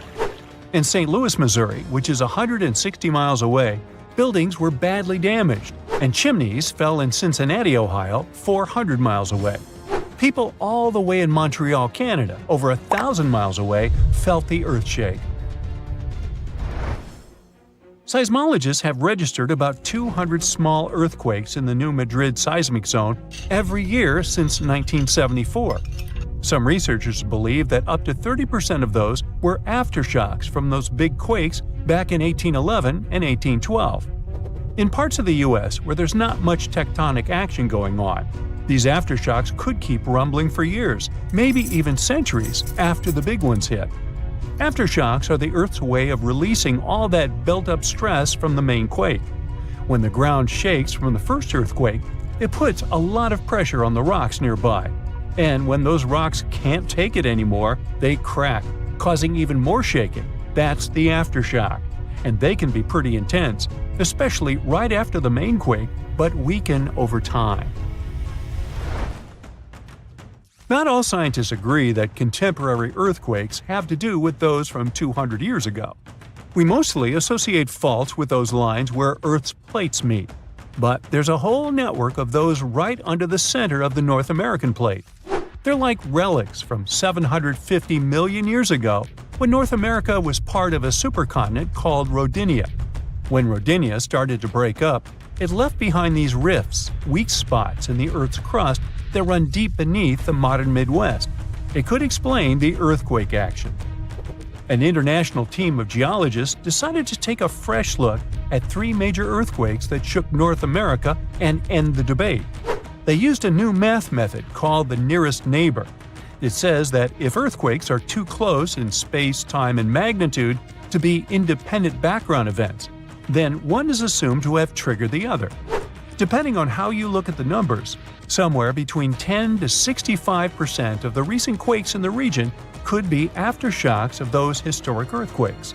And a huge quake that hit Charleston, South Carolina at the end of the 19th century might explain up to 72% of the earthquakes in the area since then. But not all places are the same, so the scientific debate continues. In 1774, British explorer James Cook noticed a glow in the distance. It was the volcano of Mount Yasur in Vanuatu. This bad boy had been spewing lava and ash ever since, and it's quite likely that it's been doing that for way longer. The volcano has been sitting at alert level since October 2016, which means things are really unsettled around there. They've even marked off a 2,000-foot radius around the crater to keep people safe. There have been low to moderate outbursts, shooting out ash, gas, and steam, and some bigger blasts throwing stuff outside the crater. Satellite images have picked up on some hot spots of sulfur dioxide plumes, showing that Yasur is still cooking up a big storm down there. Stromboli, one of the volcanic islands near Sicily, officially has the Guinness World Record as the longest continuously erupting volcano. It has been putting on a fiery show for over 2,400 years straight. Ancient sailors nicknamed it the Lighthouse of the Mediterranean. Most of the time, Stromboli's just spitting out spatter, but every now and then it throws in some lava flows or shoots up some moderately high fountains. Sometimes you might even catch a glimpse of steam-driven outbursts. Over 200 million years ago, the world went through a major makeover, with not 1, not 2, but 4 massive volcanic eruptions changing the game. It all happened in Rensselaer, a large chunk of island that used to be a supermassive volcano stretching across what's now British Columbia and Alaska. This volcanic activity might have helped dinosaurs grow from cat-sized critters into giants we saw in Jurassic Park. It kicked off a 2-million-year rainy season. It made the whole world hot and humid, and the dinos just loved it. Researchers dug deep into sediment layers beneath an ancient lake in China to uncover these secrets. They found traces of volcanic ash and mercury, clear signs of those epic eruptions. There were carbon signatures showing huge spikes in carbon dioxide levels, making the atmosphere toasty and the rain pouring down. It all happened in 4 separate pulses, each triggered by those monstrous volcanic blasts. There's a spot in a national park not too far away from Sydney, Australia, where a fire has been raging deep underground for at least 6,000 years. They call it Burning Mountain, and it's a coal seam fire, burning its way through a layer of coal beneath the Earth's surface. Once these underground fires start, they're pretty much impossible to put out. This ball of fire is up to 30 feet wide and extremely hot, but there's no flame, it's smoldering. The fire has been creeping along at a pace of about 3 feet per year. A local farmer first spotted it in the 19th century and thought it was a volcano. The people who have lived here for ages believe this place is sacred. They've used it for cooking and crafting tools, and tell that it started from a widow's tears or the torch of a hero. But experts think it could have been a lightning strike or coal heating up like a summer barbecue from the interaction with oxygen. Some say it might have been burning since before the dinosaurs roamed the Earth. No one knows exactly how long this mountain will burn or in what direction it'll move. Right now, the coal has enough oxygen to burn for centuries or even millennia without human intervention. The fire is heating up the mountain like a giant oven, making it crack and crumble, inviting in more oxygen to feed on. Even if humans decide to take action, these coal-seam fires need truckloads of water and liquid nitrogen to tame them. Several years ago, explorers noticed that the smolder was creeping close to a cliff overlooking a little river. And depending on what the coal seam decides to do next, we could see some dramatic changes here in the coming decades. There could be flames with much more heat, or the coal seam could go deep, extinguish itself, and smolder out.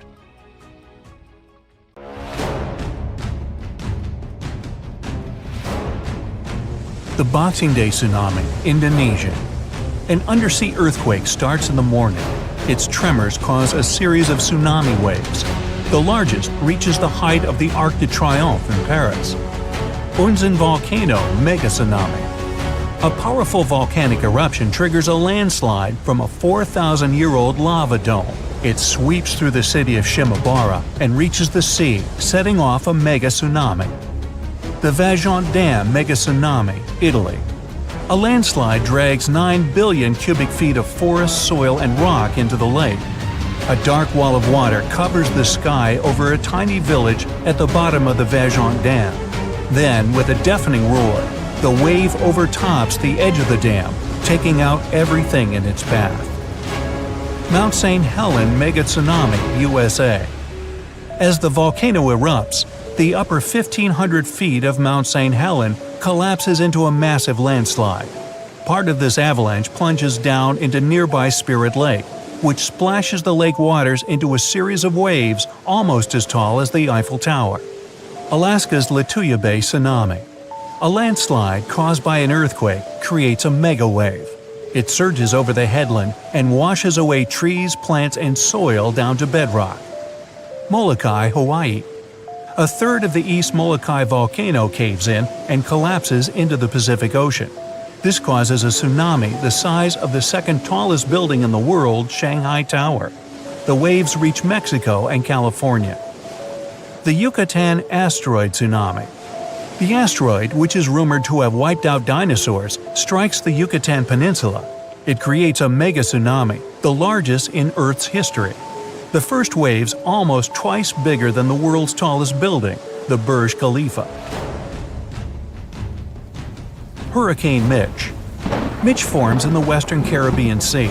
Soon it strengthens to become the 8th most powerful Atlantic hurricane ever.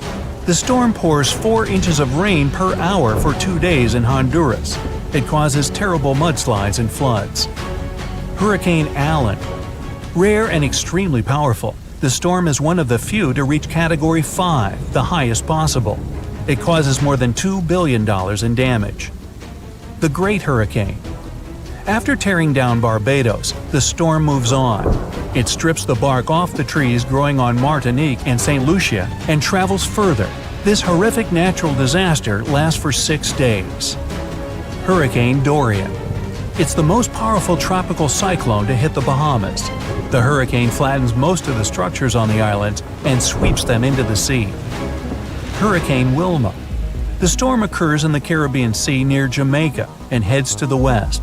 2 days later, it gathers enough power to turn into the most intense hurricane ever recorded in the Atlantic Ocean. Hurricane Patricia. A regular storm develops a well-defined eye and turns into a Category 5 hurricane within a mere 24 hours. At one point, it travels faster than a Ferrari moving at its top speed. It makes Patricia the world's most intense tropical cyclone ever recorded. Kamchatka earthquake. It happens in the early morning 80 miles away from the shores of Kamchatka. The earth tremors produce a tsunami. The first 2 waves are catastrophic, up to 60 feet high. The third one's much weaker. Valparaiso earthquake, Chile. It happens at about 5 a.m. along the boundary of two tectonic plates. The tsunami, triggered by the earthquake, wipes out 620 miles of Chile's coastline.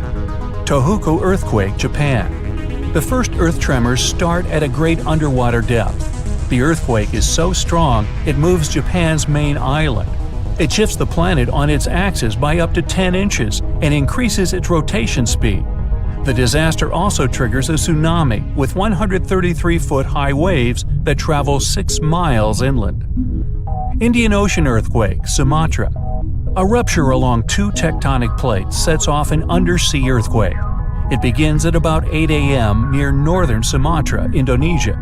It makes the planet vibrate nearly a half-inch and sets off earthquakes all over the world up to Alaska. Good Friday earthquake, Alaska. The most powerful earthquake recorded in North America lasts for 4 minutes and 38 seconds. A 600-mile-long crack causes terrible landslides and a 27-foot tsunami. Areas 200 miles away get raised by 30 feet. Other places permanently drop 8 feet. Valdivia, Chile.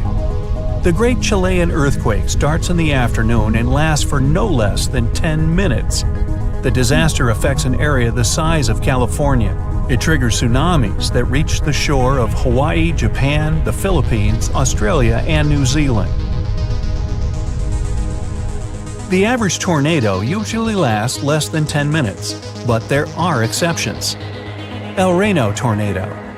It's considered the world's largest tornado based on width.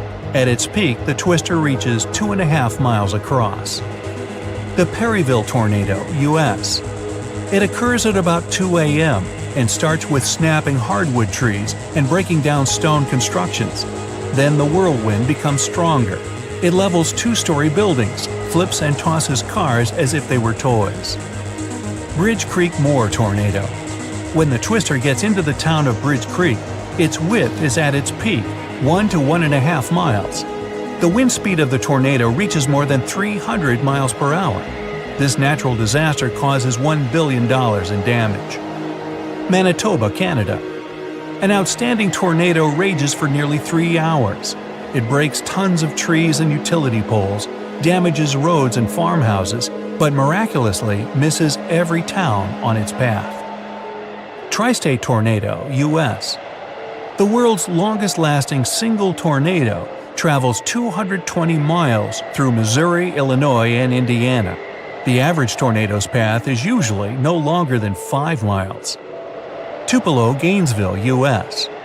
An outbreak that consists of at least 12 single tornadoes wipes out everything on its way. The accompanying rainstorms also trigger severe flash floods that make matters even worse. Valjean landslide, Italy. At 10 p.m., a landslide with a volume of 100 Great Pyramids of Giza breaks off from the top of Monte Toc. It falls into the Valjean Dam reservoir, producing a tsunami wave taller than the Golden Gate Bridge. Yunnan, China. An avalanche of rocks, stones, and mud, so big it could fill up Sydney Harbor, forms a dam on the Jinsha River. The Hida River, Japan. Triggered by a rainstorm, 300,000 Olympic swimming pools of debris flows down before getting stopped by another, earlier landslide. Along the way, the landslide sweeps 2 buses off the road. Peru. A rock slide dams the Rio Montanero, a long river running through the center of Peru.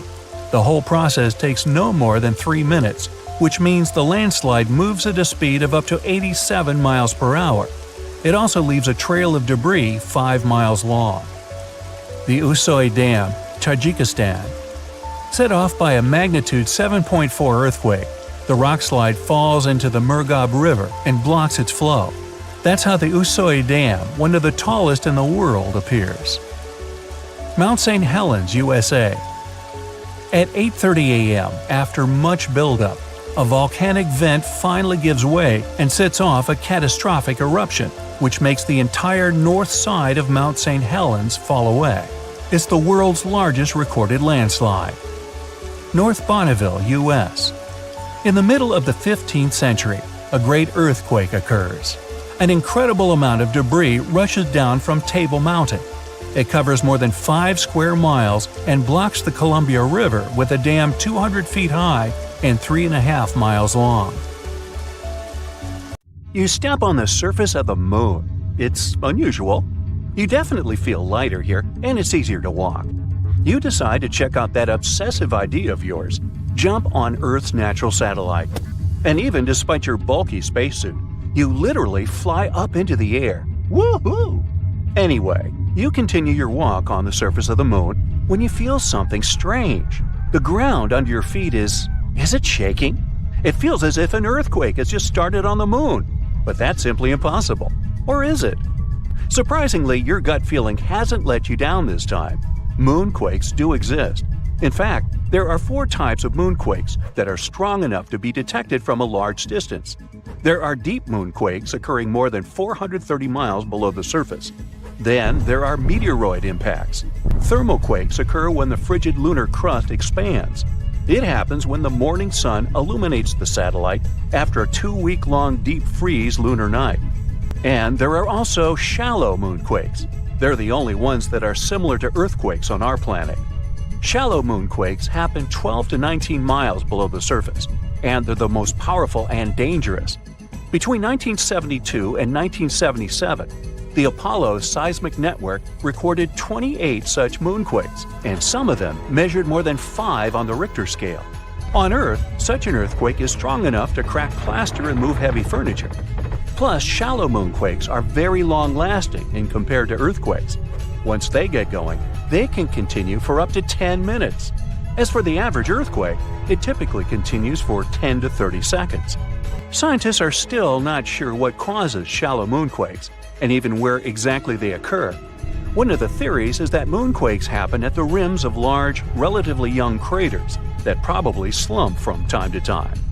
Interestingly, the Moon and Earth aren't the only places where earthquakes occur. No, scientists have recorded quakes, tremors, vibrations, and shakes in other regions of our solar system too. Let's take Mercury, for example. A few years ago, scientists discovered that this planet was shrinking, and that's why it seems to be so tectonically active. Or Venus. This world is a tectonic puzzle for experts. At the moment, Venus has no tectonic plates, and it might have never had them. But its surface has folds and faults and looks as if it could have tectonic plates. On the other hand, these features might have appeared because of other processes, for example, volcanic activity. But even though we haven't observed any Venus quakes, scientists believe they could detect them since their vibration seems to ripple through the thick atmosphere of the planet. Now, Mars. We know for sure that this planet is seismically active. NASA's lander placed a seismometer on the surface of the red planet, and in 2019, it managed to measure its first Mars quake. After that, the lander continued to record quakes, but they were so weak that if they happened on our planet, they'd be completely covered by the background noise of Earth's oceans. But a space body doesn't have to be a full-fledged planet to have active tectonics. Let's take Pluto. This dwarf planet is geologically active at the moment. In 2014, NASA's New Horizons spacecraft was flying through the Pluto system when it recorded complex geological features on this dwarf planet.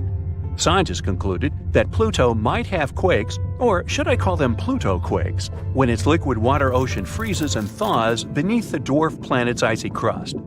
Jupiter's moons, Europa and Io, as well as Saturn's moons, Titan and Enceladus, are also geologically active despite their small size. Their features range from volcanoes and water plumes to potential subsurface oceans. Now, I bet you don't know these cool facts about earthquakes that occur on our planet. There's one place on Earth where a whopping 90% of all earthquakes occur. It's called the Ring of Fire, and it stretches around the Pacific Ocean from New Zealand all the way to South America. Looks to me more like a horseshoe. Anyway, experts claim that these countless earthquakes are caused by the abundance of volcanoes in that region and the constant movement of the tectonic plates. Around 500,000 earthquakes happen on Earth every year, but many of them occur very, very deep in the Earth's crust, and only special equipment can detect them. We feel around 20% of earthquakes, and only 100 of them can cause damage. The largest recorded earthquake occurred in Chile in May 1960. It was a magnitude 9.5 on the Richter scale. It was truly devastating. During that earthquake, seismographs detected and recorded seismic waves that traveled all over the world. They shook the planet for many days. As for the most powerful earthquake that occurred in the U.S., it was 9.2 and happened in Alaska. By the way, Alaska, along with California, is the most earthquake-prone state in the U.S. and one of the most seismically active regions in the world. A magnitude 7 earthquake occurs there almost every year. A mega-earthquake can actually shorten the length of a day for the entire planet. NASA claims change is measured in microseconds, and 1 microsecond is 1/1,000,000th of a second. Scientists think that the 9.1 Sumatra earthquake, which occurred in 2004, shortened the day by 6.8 microseconds. Now, not even the best specialists can predict an earthquake.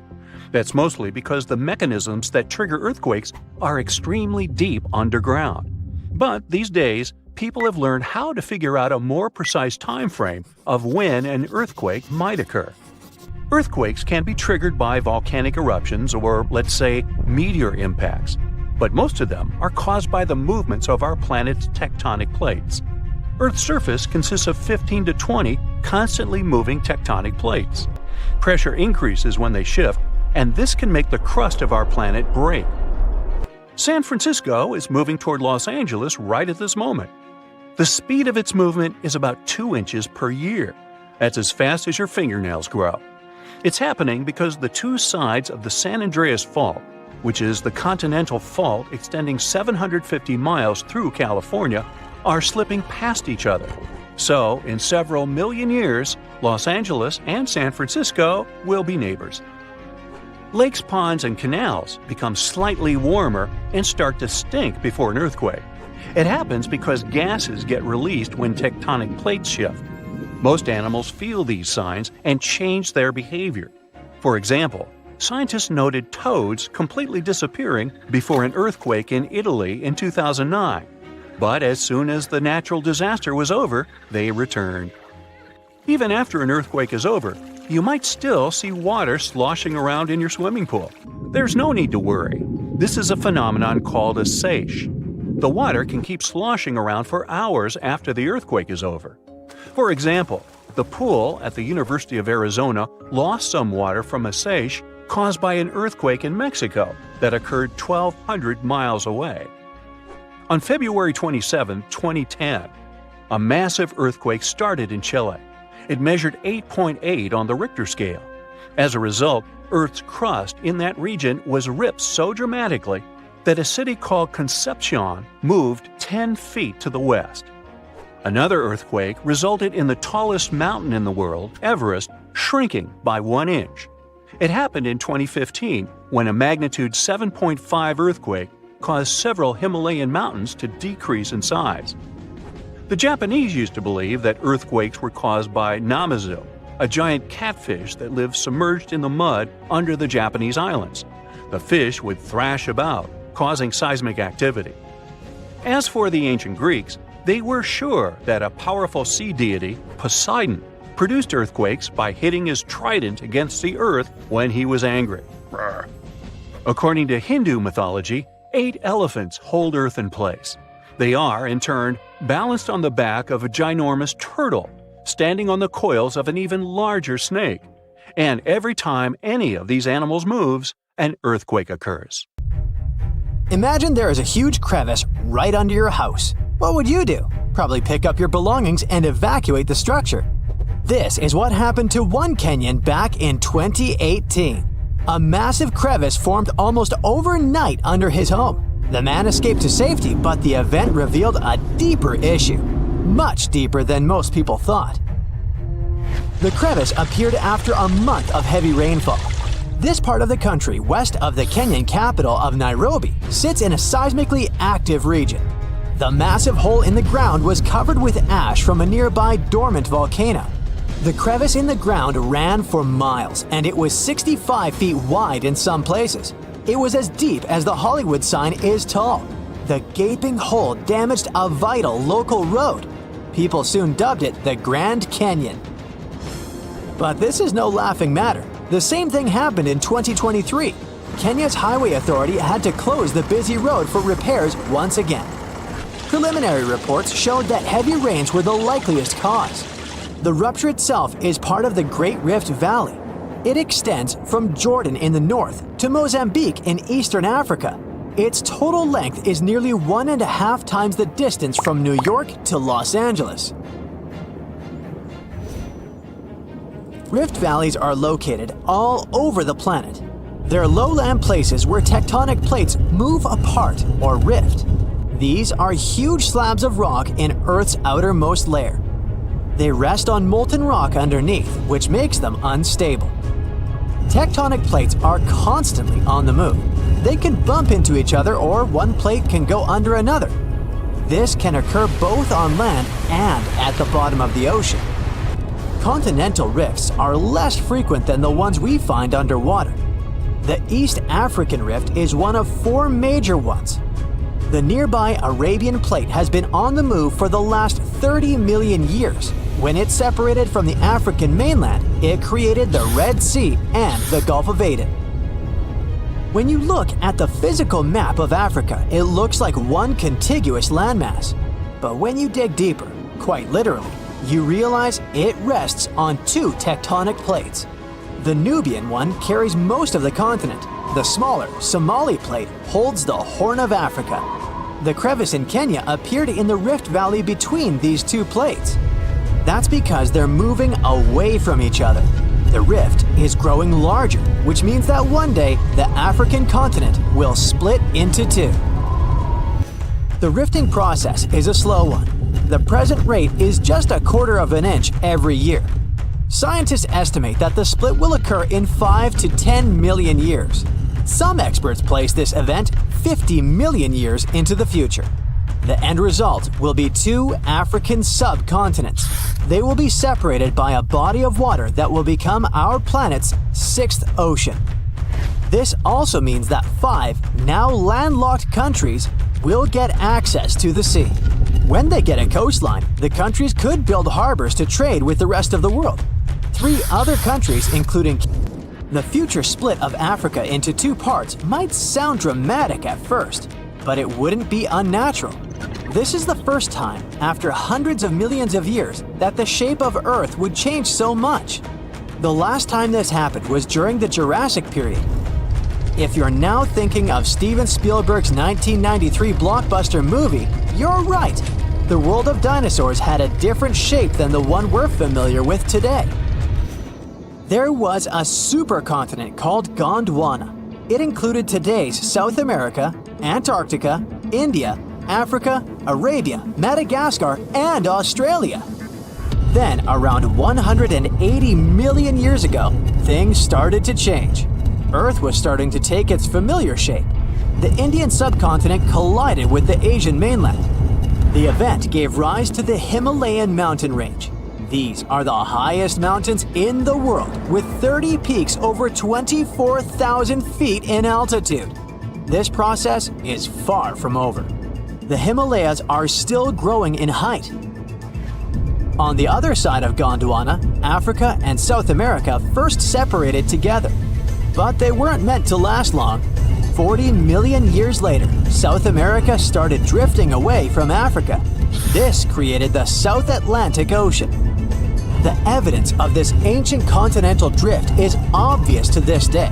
If you look at the map of South America, you'll notice a bulge in its eastern part.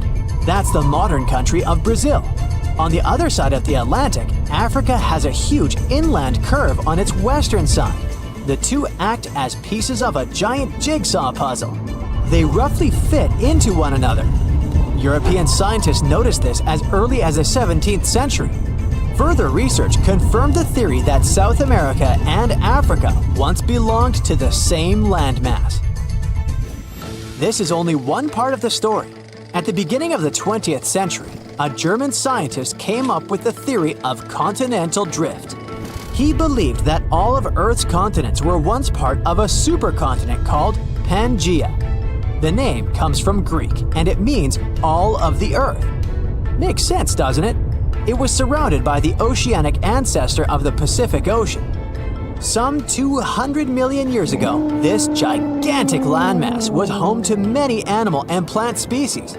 Thanks to them, scientists could piece together what our planet used to look like. For example, Mesosaurus was a giant freshwater reptile that existed during the Cretaceous period. Paleontologists found its fossils in only two places, Africa and South America.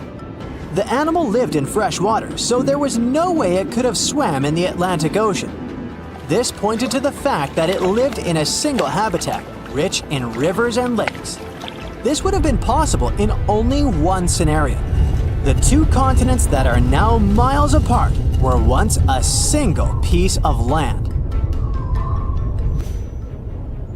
Pangaea wasn't the only supercontinent in Earth's history.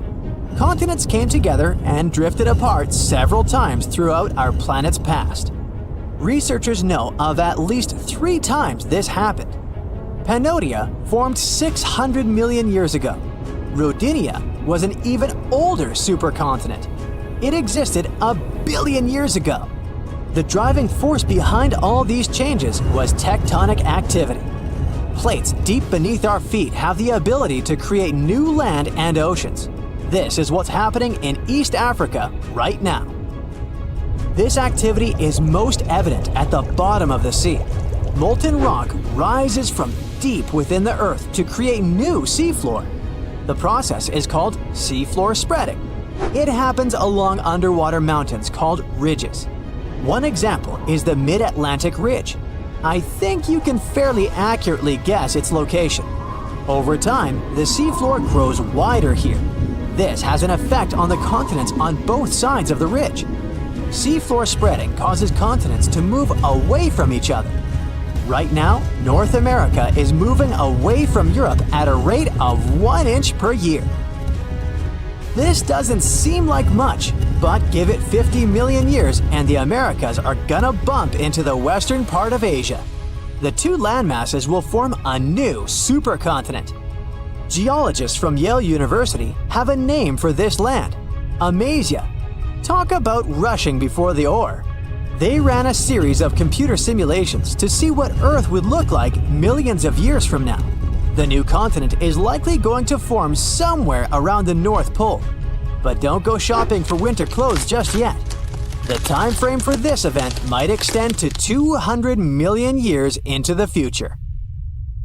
A magnitude 15 earthquake has the potential to completely destroy our planet and evaporate all the water in a matter of seconds, leaving Earth uninhabitable.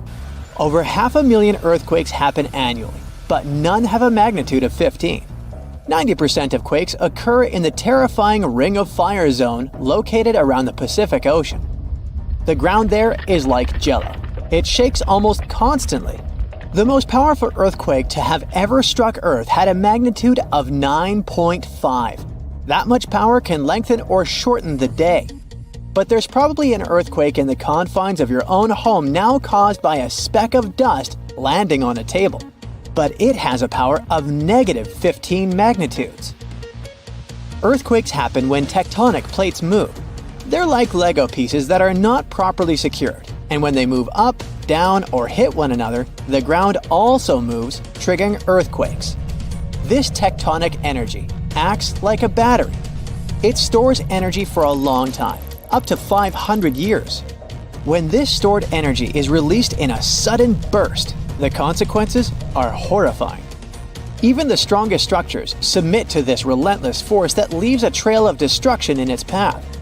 In some instances, earthquakes can even trigger tsunamis, amplifying the chaos. Such a crazy amount of power can split the ground open and cause severe damage. The strength of an earthquake is measured by the Richter scale, but now it's being replaced by the moment magnitude scale. When there's an earthquake, we hear about how strong it is. It's usually from 1 to 10. Luckily, we haven't had a Richter scale earthquake yet. The most powerful earthquake to have ever happened in modern history occurred in Chile in the 60s. It was around 9.5 on the Richter scale, and it altered Earth's rotation and messed up the length of the day by around 2 milliseconds. It also triggered a massive tsunami and affected a vast area of 155,000 square miles. The Richter scale doesn't actually have a limit. Still, anything above 25 doesn't need measuring because if that ever happened, we would simply turn into dust, and nobody would care to measure this disaster.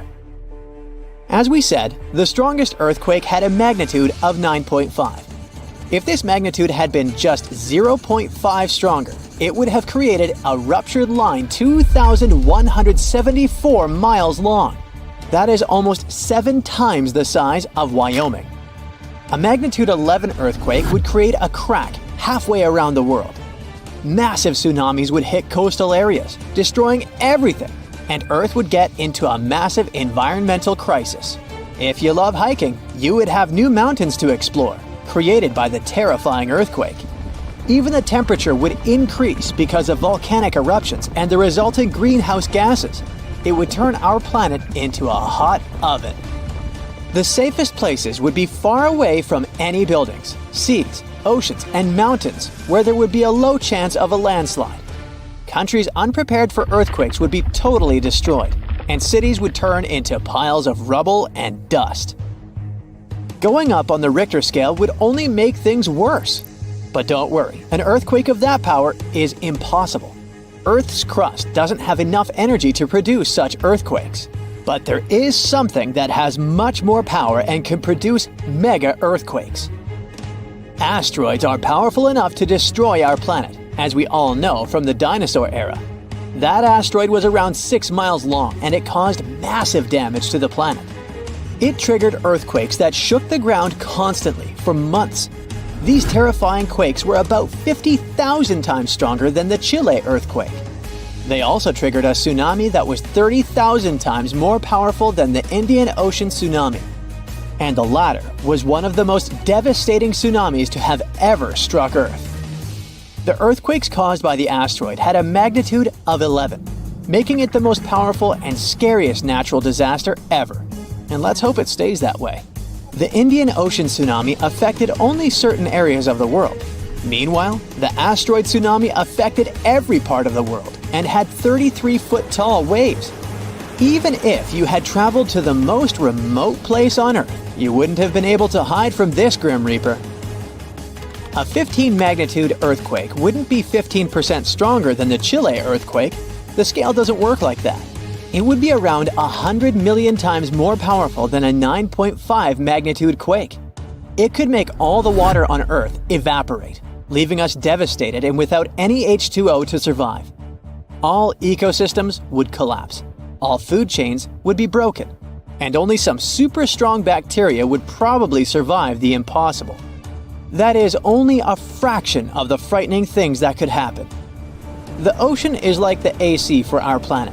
Without it, Earth would be super hot. The ocean also serves as a shield from the sun's powerful rays. It acts as a heat absorber and cools Earth. Scientists think that the most dangerous thing would be the inability of Earth's crust to survive the violent shakes of the 15-magnitude earthquake. If our planet miraculously survived and didn't turn into dust, there would be massive openings in its crust. The ground would become gelatinous. It would randomly move up, down, left, and right, and no building would survive that. Our civilization would be brought back to the Stonehenge era. Tectonic movements like this are devastating. A similar thing happened in Japan when tectonic plates moved 165 feet from each other and then snapped back together, creating a 9-magnitude earthquake. No place on Earth is immune to this bone-chilling natural phenomenon. Still, certain places have higher chances of being destroyed than others, like the Ring of Fire, where 90% of earthquakes happen. This is a place where earthquakes are almost everyday occurrences. The Ring of Fire is located in the Pacific Ocean. It forms a ring around the continents that surround the Pacific. There, several tectonic plates meet, creating highly unstable ground. To make the problem much more terrifying, 75% of active volcanoes are located in this area. 90% of dormant volcanoes are also there, making this place extremely dangerous. Scientists carefully study this region to find a way to predict when the next earthquake might strike. The Ring of Fire is not the only place at risk of earthquakes. In California, along the San Andreas fault line, two tectonic plates have been storing power for more than 200 years. The San Andreas Fault is 715 miles long and has the potential for a massive earthquake. This region has its fear of violent earthquakes like the one that happened in San Francisco in 1906. It had a magnitude of 7.8 on the Richter scale. Scientists' predictions are terrifying. They say that the chance of a 6.7 magnitude earthquake is very high in the area. If all hell starts to break loose, you should know how to survive. Avoid anything that might fall on you, like windows, closets, or unstable ceilings. The official phrase from emergency experts is drop, cover, and hold on. Stay low to the ground. Hide under something stable like a table, and remain there until the shaking stops. Make sure to stay in your shelter for another minute or two, just in case there are aftershocks or loose debris. Use your nose and smell for gas. If you do smell it, don't turn the lights on or do anything that might ignite it. Stay strong and be safe. On September 16th of 2023, without warning, the Earth began to hum. A low, strange vibration reverberated through the crust. This set off seismic alarms all across the globe. For 9 days straight, the planet was pulsing with this horrifying rhythm, and scientists had no idea what was going on. Meanwhile, the total disaster was happening in Greenland. It wasn't an earthquake. They knew that much. They could tell it by the rhythm. Since we all live on giant tectonic plates, they constantly move and slide on magma like icebergs on water. Sometimes, as they move, they can rub against each other or collide or break. In any case, all this causes an incredible release of energy that sends shock waves through the ground. That's when we feel the ground literally shaking, and it's what we call an earthquake. These vibrations we feel are called seismic waves. Seismometers pick them up as pings or rumbles. In a typical earthquake, they create a bunch of different frequencies. It's a crazy chaotic mix of low and high frequencies, like smashing every piano key. What was weird about the Greenland event is that the signals weren't like that at all. It was a steady, single-frequency vibration, as if some ancient machine was stirring beneath the earth. It's like one piano key being struck over and over, creating a doom-like, repetitive sound. Turns out, what they were hearing wasn't the noise of tectonic plates going wild. It was a phenomenon seismologists had never seen before. The days passed, and the mysterious noise just kept going. The vibrations repeated every 90 seconds, echoing around the world. The hunt for answers was growing more desperate. Seismologists had no idea what they were dealing with. They had to gather a huge international team of 68 people from 15 countries. All these scientists were gathering seismic data, satellite images, and doing some advanced math for several days, until they finally realized who the culprit was. Water. It all happened in a remote, desolate region of East Greenland. This place is full of fjords, narrow inlets of the sea between high cliffs, kinda like deep water-filled valleys surrounded by towering rocky sides. In this area, surrounded by jagged peaks and icy waters, the air was still. The landscape seemingly frozen in time. Nothing here changed much for years. Until one day. A colossal landslide has unfolded in the Dixon Fjord. One of those steep mountainsides towering over the fjord at almost 4,000 feet high collapsed in a massive landslide. Picture a huge chunk of this mountain crumbling and crashing down into the fjord below. This sent a deluge of rock and ice crashing into the water.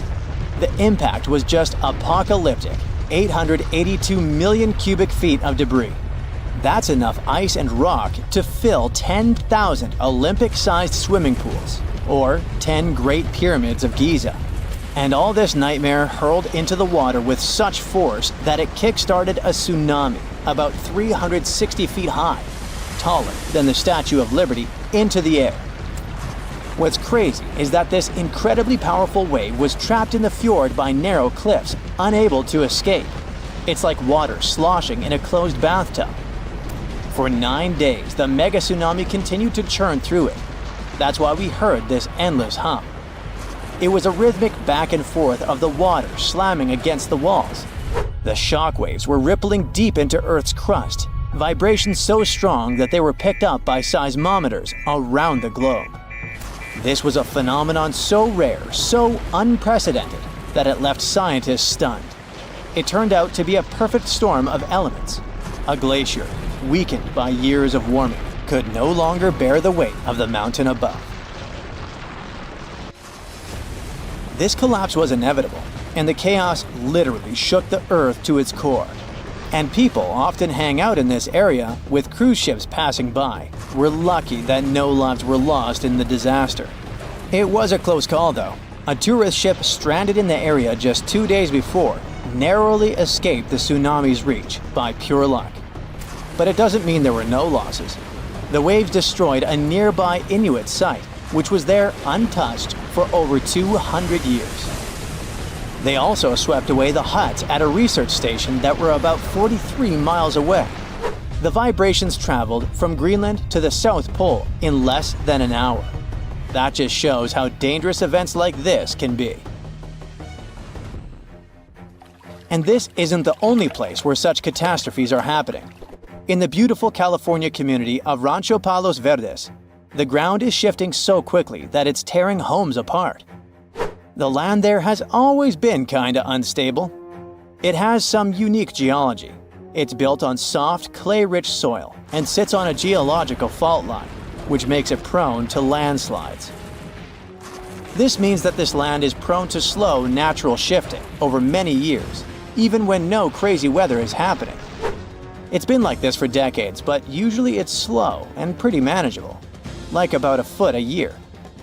Imagine a tree that you played with as a kid moving 20 feet to the left as you grow up. For decades, residents adapted. They built their homes on adjustable beams. This helped the houses to move with the land, and that strategy worked well until now. Recently, things have been getting much worse in the community. Now, the land is moving by a foot in a single week. That would be like if the same tree moved almost 960 feet since you were a child. The past 2 years have also caused some heavy rains, and the weather has been getting worse. This increased water content in the soil. The land became heavier and more prone to rapid movement. Now, this once idyllic seaside escape turned into a disaster zone. Cracks have appeared in closets, gardens, and roads, growing larger with each passing day. Streets that were once smooth are now buckled and twisted, with roads turning into a crazy theme park. Houses that once stood firm are being ripped from their foundations, some of them split in half. One of the houses had its front door 8 feet off the ground. Entire neighborhoods have been plunged into chaos. Utility companies had to switch off gas and electricity indefinitely to prevent potential disasters. The hardest hit is the coastal neighborhood of Portuguese Bend, where residents are living on the edge. Literally. It always had amazing ocean views and cool sea breezes, with horses and peacocks still wandering the tree-lined streets. But now, it's like an earthquake hit. Only this time, the earth isn't stopping. For many, this place feels like paradise, if only the land would stop shifting beneath their feet. So the locals don't give up. Some of them had to leave, but many are determined to stay and fight, despite the destruction. But they still have to pour in hundreds of thousands of dollars to save their properties. People have installed generators to keep the lights on and set up sewer systems and pumps to drain the groundwater causing the landslides. Some say that the only way for these neighborhoods to survive might be to go completely off-grid, installing power walls to store energy and stuff like that. People are trying their best to run the sewer system off generators. They hope that they could get rid of this water in the soil that's causing these hellish landslides in the first place. They're determined to fight, but they will need help and support from the government to fight this disaster. Landslides are actually more common across the US than many might think. And new maps and data show that tons of people in the country might be in danger. Scientists managed to create the first very detailed, very cool map that shows where these landslides might happen, county by county. It's based on a lot of data and the history of 1 million previous landslides. They say that nearly 40% of the United States is at risk of experiencing landslide activity, which could lead to some insane catastrophes in certain areas. Luckily, now both residents and engineers can keep this in mind. But all this shows how vulnerable we are to natural disasters, and how we should always stay alerted. Marriage is not only about happiness, mutual support, love, and friendship. Marriage is also about trials, crises, and storms. And this Swedish couple survived several storms during their honeymoon. Literally. Not screams, insults, and drama, but real hurricanes, fires, earthquakes, and other natural disasters. This is a really cinematic love story. Newlyweds against nature. Meet Erica and Stefan. They met in Stockholm while working on a joint project. Parted, but started chatting with each other on social networks.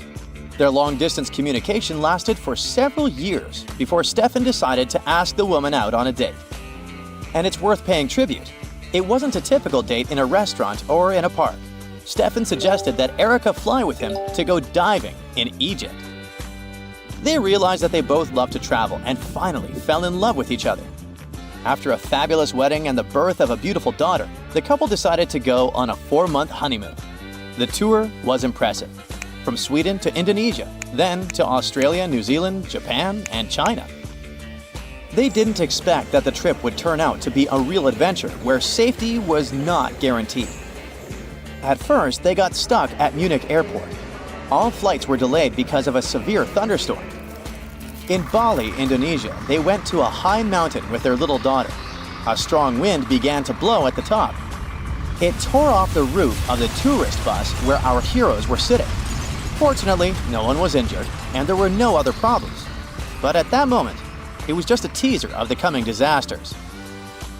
The couple arrived in Australia, where a wildfire first started near the city of Perth. Stefan and Erica didn't want to cough up thick smoke, so they quickly left for the city of Cairns. It was during that period when a ferocious cyclone began there. The storm was so strong that the Australian Red Cross Service provided shelter for 2,500 people in the mall. And there, another problem began. Imagine 2,500 people in a big, hot room without electricity while a hurricane is raging around. Oh, and there were only 5 toilets in the entire building. How nervous do you think people were? Eric and Stefan recall that some guys started fighting because of stress. The tension was getting stronger, but fortunately, the mall guards kept the situation under control.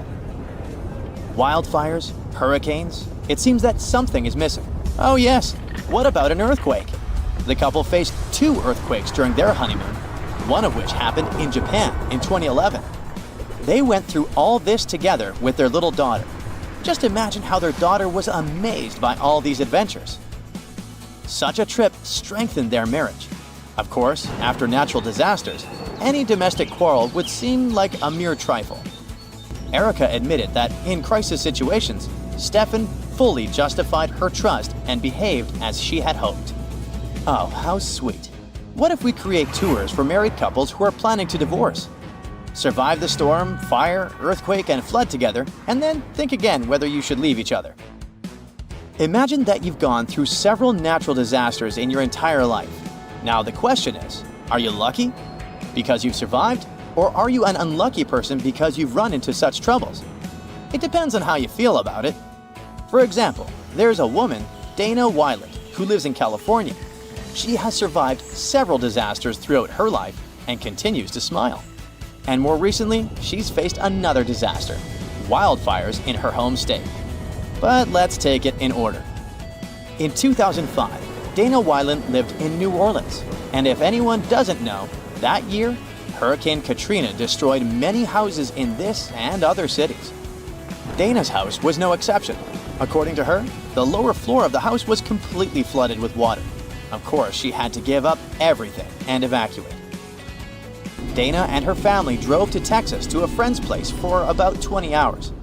1 month later, Hurricane Rita arrived there, and Dana and her family evacuated again.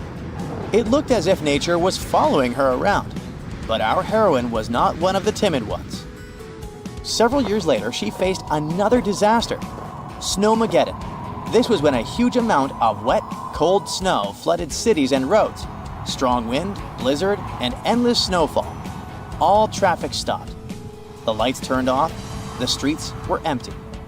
Dana sat for 11 days without electricity during this snow apocalypse. And after all these disasters, she got the exact opposite of snow. Wildfires in her hometown of Lake Arrowhead in San Bernardino County. Let's hope that this time, everything will be fine with her again, and she will meet any adversity with a smile on her face. Have you heard that lightning doesn't strike twice in the same place? Can it hit the same person twice? What if it strikes the same guy 7 times in a few hours? This is not a movie plot in a tragicomedy genre. This is the real story of Roy Sullivan, a man who got into the Guinness Book of Records for the number of lightning strikes survived. There are more than 8 million lightning strikes on Earth every day, which is about 100 strikes per second. But even so, the probability of getting struck is extremely low, 1 chance in 10 million. For Roy Sullivan, these chances were too high. For his strange record, people nicknamed him the Human Lightning Rod. For the first time, lightning struck him in 1942, when Roy was on a watchtower that didn't have a lightning rod. A bright flash of light and a powerful current discharge scarred the man, but didn't cause crucial damage to health. The next accident occurred in 1969, when lightning struck a tree near the road. The lightning passed through the tree to a car. Guess who was driving this vehicle? Roy lost control and almost drove off a cliff. Fortunately, he stayed alive again. Okay, the first time he was on the tower during a thunderstorm. The second time was on the road next to a tree, and as we know, lightning often strikes trees. This meant Roy was in a potential risk area every time. But the third time happened in his front yard. Lightning struck the transformer and caught his shoulder. The fourth time happened in 1972. Lightning struck Roy while he was working. From that moment on, the man began to suspect that this natural phenomenon was somehow attracted to his body. Maybe it was a curse, or maybe everything could be explained from a scientific point of view. A year later, lightning struck him for the 5th time. A thunderstorm started that day. Roy decided not to try his luck again and hid in his truck. And so, when the storm calmed down, Sullivan got out of the car and bam! Another lightning strike. There were 2 times left before the record. They occurred in 1976 and in 1977. Roy's bad luck spread to his wife. One day, lightning struck her too. It didn't hurt her, but scared a lot. So far, no one has broken Ray's record, but obviously people haven't tried to do that. Okay, lightning, fires, snowstorms, hurricanes, and earthquakes. But how about tsunamis? Unfortunately, this is one of the most terrible and devastating disasters on the planet. If you survived it, you're definitely lucky. Zarul Fuadi from Indonesia survived these devastating water disasters twice. The first occurred in Indonesia in 2004. And the second happened a few years later during an earthquake in Japan. During the second time, Zarul was in the building on the 3rd floor and felt a jolt. He was shocked and immediately remembered the tsunami he had experienced before. The tsunami hit the city, but our hero and his family survived. After this double trouble, he decided to move to his homeland, Indonesia. Despite the terrible events, Zarul looks at what happened calmly. Any catastrophe can happen to any person at any moment, but it doesn't mean you should live in fear forever. So, he focused on the bright side of life. Rocks rolling down the slopes of a rumbling volcano, pushing other bigger rocks on their way, and eventually tumbling down into the ocean in a humongous cascade, causing a wave the height of which the world's never seen before. This is what might happen if the Helena slump of the Hawaiian Big Island falls off into the water. The Kilauea volcano is far from dormant. The latest eruption occurred in 2018. Its eruptions are usually accompanied by earthquakes of different magnitudes, and with each quake, the magma rocks on the slopes of the volcano shift down. These rock formations are called slumps, and the Helena slump is the most notorious of them all. In 1868, the shift of this slump caused a tidal wave rising as tall as 60 feet. But what's most troubling is that some 110,000 years ago, a landslide here led to one of the most powerful earthquakes ever, which in turn led to a mega tsunami of over 1,000 feet in height. Scientists are worried that such an event may repeat in the future. If that happens, the wave might engulf the whole of Hawaii and easily reach both North and South American coasts. Geologists are quick to reassure, though, that a landslide like this is unlikely to occur anytime soon. It's just too early for that. But when it finally does, the consequences will be catastrophic. Have a nice day! Yellowstone National Park in the western USA is world famous for its dazzling views, and especially the colorful Grand Prismatic Spring at its very heart. But we should all stay aware that Yellowstone is, first and foremost, an enormous caldera, basically a slumbering supervolcano. The difference between a regular volcano, like Kilauea from earlier, and a supervolcano is that the latter is thousands of times more powerful.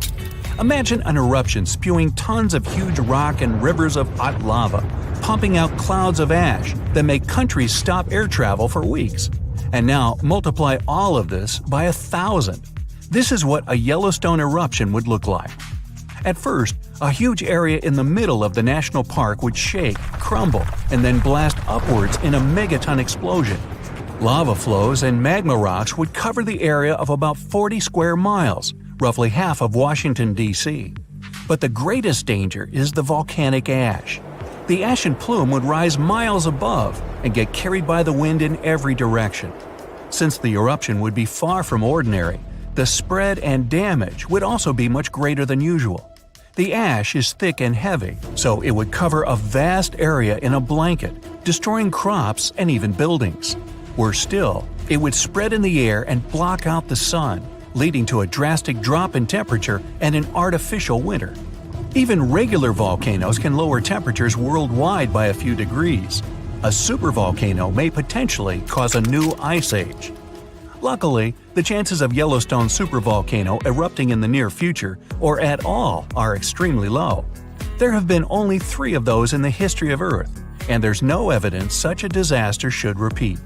Scientists estimate the probability at 0.00014%, which is lower than the chances of an asteroid wiping us all out. Speaking of which, if dinosaurs could talk, and were at least still alive for that matter, they'd tell you that asteroid threat is as real as it gets. Scientists at NASA say they've tracked 90% of all near-Earth asteroids of significant size, and none of them are a matter of any concern. But there are still the other 10% in the great unknown. What's more, asteroids can change their line of flight because of the pull of other celestial bodies and eventually turn our way. Lucky us! Now, if an asteroid big enough, like a mile across, hits the Earth, it will first cause an explosion powerful enough to erase a dozen big cities in a matter of seconds. Then the impact will raise a cloud of dust and debris that will block out the sun, just like the ash cloud from a volcano, and cause a centuries-long winter on the whole planet. But even if it falls into the ocean, which is more likely, a resulting wave will rise several miles high, washing coastal cities off the face of the planet. But at least there won't be a new ice age. Although scientists are pretty sure there's no such threat in the near future, it can't be ruled out completely, and humanity needs at least 5 years to prepare for this event. If a big near-Earth asteroid suddenly changes its course and turns right toward our planet, we won't stand a chance against it. Disaster movie, anyone? A much more probable calamity, though, rests right beneath our feet. It's the San Andreas Fault in California. The fault has been ready for rupture for years now, and scientists estimate that an earthquake along this line is likely to occur in the next 3 decades. And when it happens, it won't be nice. They expect a magnitude of 8.0, which is comparable to some of the most devastating quakes in history. It's all the more dangerous since California is home to some of the most populated cities in the western U.S., including Los Angeles and San Francisco. High-rise buildings are common there, and they're particularly vulnerable against underground shakes. The San Andreas earthquake might cause a whole lot of damage both to cities and countryside.